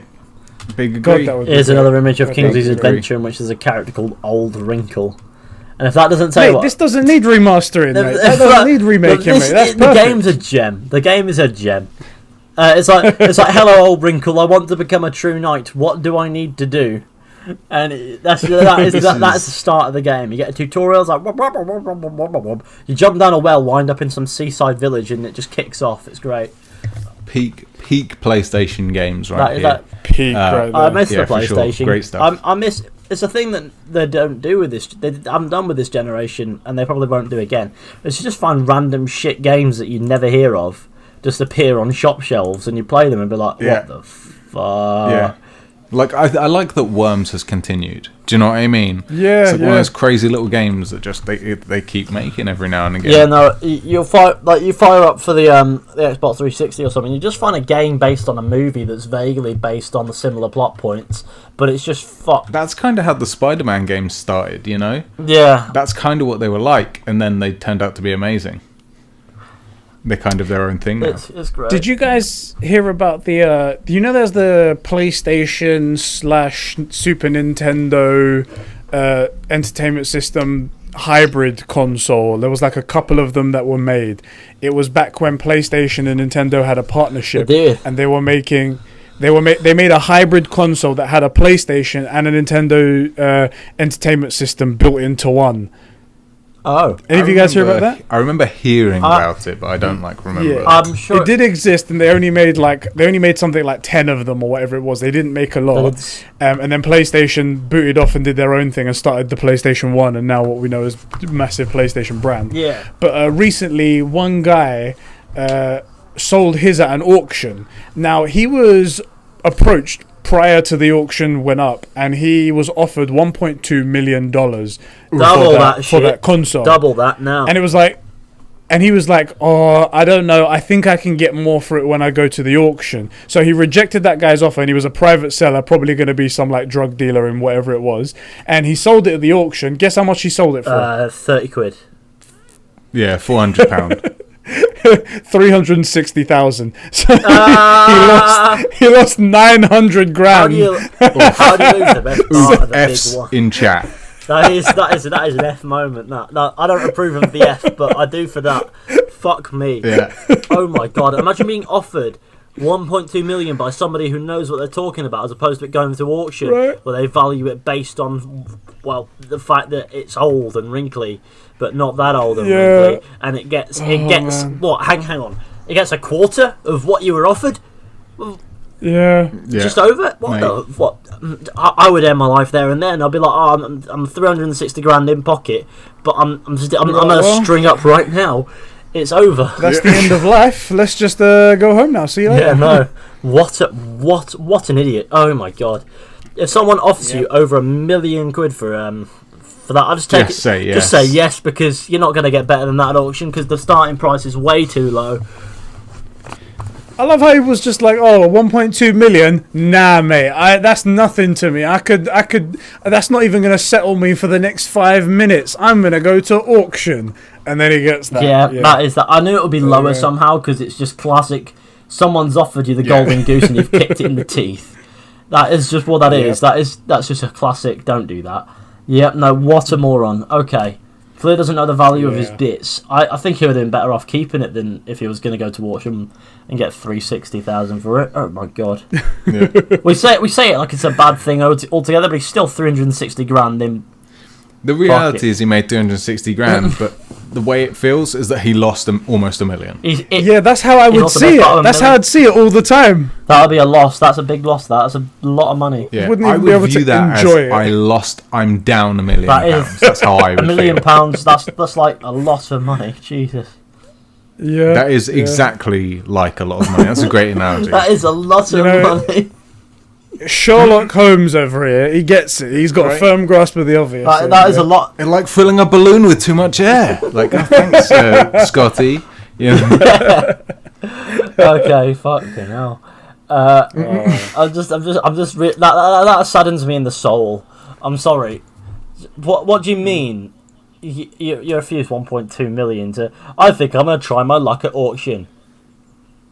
Twat. No, if this guy didn't, let there be a life lesson. If this guy didn't, let that be a life lesson to you guys at home. If you ever have a priceless Nintendo/PlayStation console where there's only a couple of them in existence, and you're offered by a strange man $1.2 million, take it and don't go to auction. If that ever happens to you, because it will happen if you put eventually. up an exclusive item for auction that you can't really find, it's incredibly rare, incredibly expensive, incredibly valuable, and somebody comes to you and contacts you and makes an offer. They know that their offer is going to trump anything that comes to the auction. That's just how it goes. If it's 10 quid, ignore it. But if it's millions we're talking here, they probably know what they're on about. They have a vested interest in it. But no, this guy, I'm telling you, he spent that 1.2 million to hire a hitman to find the guy who actually bought the fucking thing and kill him, and then they take it anyway. Wouldn't it be funny? Wouldn't it be funny, because this guy's clearly dedicated, the one that offered the 1.2 million. What if it was him in the audience and he bidded it up to 360 grand? He saved $1 million. That's how he'd be like, I got what I wanted and made $1 million on top. I'm going to be very honest now. He made an offer of 1.2 million up front. It was refused, went to auction. He would have been the highest bidder. He would have been. It was him. It's the same man. I guarantee it. It was the same. And if it wasn't, he has that console now because the other guy took the offer. Yeah. I'll give you 1.2 million and sold. Exactly. The guy who made the offer of 1.2 million got the console. That is just how it went. I guarantee you, if he wants to spend 1.2 million on this item, he's gonna get it, especially when it's worth a third of that, according to auction. He knows what he's doing. Yeah. So it's just a kick in the teeth from the dickhead, and the middleman got it instead. That guy did not deserve that console anyway. The 1.2 million guy knows his shit. Yeah. For sure. All right, we're coming to the end of the podcast now. Ethan, do you want to tell the lads at home and us and whatnot a little bit about where they can find you and what awesome stuff you're going to be up to? Well, you can find me over on my YouTube channel, though I get the vibe that there'll be a link in the description. You can find me on Twitter at EJ Woodgates as well. And then those are the only two social media or whatevers that I think I should probably advertise here. That's fair enough. I do have a Patreon, but if you want to find out more about that, then why don't you just head on over, check out my content, and then decide whether or not it's worth it from there, as opposed to plugging it on a podcast that isn't even mine. So this is the thing I love about Ethan. This is the thing I love. I mean, he's so humble and so like bro-like. If that were true, I wouldn't have explained my reasoning. But he's gonna. He's right. I am very well. No. He's like, I'll let you decide whether or not it's worth supporting me financially. Guys, trust me, it really is. I think Head it's over worth to his it channel for and sure. check out. Classic. Especially because we've also been on the Fish Tank as well. You're gonna want to check that out. You want to do a private podcast on his Patreon only, so you're gonna have to check that out. Oh yeah. Are there any final thoughts from the true gamers here on this podcast? Well, gaming is a good deed, and I'm really dying for a piss. Those are my thoughts. I'm gonna say gaming and masturbation is a good deed. So both of those things. Sometimes both at the same time. Yes, if there's a game that requires only one hand, give it a whirl. You know, just aim somewhere that you can clean easily. Just aim there. Not in your buttons. That's going to be awful. That's not going to be nice, right? Can you imagine the perks of being ambidextrous in a time like that? Oof, God, that's the thing that I think when I'm like, God, I wish I was ambidextrous. I just wish I was, so I can masturbate. Well, it's not actually a preset preference. Ambidexterity, it's a skill. So you could become ambidextrous. There you go. It just take months. Oh, you could. You can become ambidextrous. Cross preference is a thing, but ambidexterity is a skill, not a hand preference. So you could learn it. So learn it. Why not? I'm getting suspicious here. Of how much Ethan knows about masturbating with both hands. Oh man, well with one it feels a bit weird. It just don't work, do it? See, I can't. It's the stranger, you know. You lie on your left hand, make it numb, then it feels like someone else is doing it. That's the point. There you go. On that note, that's probably the place to end the show. Let's end. I'm off. That is I'm a off. great place to end. Right I'm there. off to try this. End on a I'm high. off to try this real science out. All right. All right. Thank you, everybody, for thanks for tuning into having this me. week's episode. It's been so good. Thank you, Sheps, for being here, and thanks to Ethan for being here. Pleasure of You mine. guys are awesome bros, and we'll catch you guys. We'll catch you guys next time. Yeah. We'll catch you in the Take next it one. easy, everyone. Catch you soon, boys. Later, Bye bros. bye.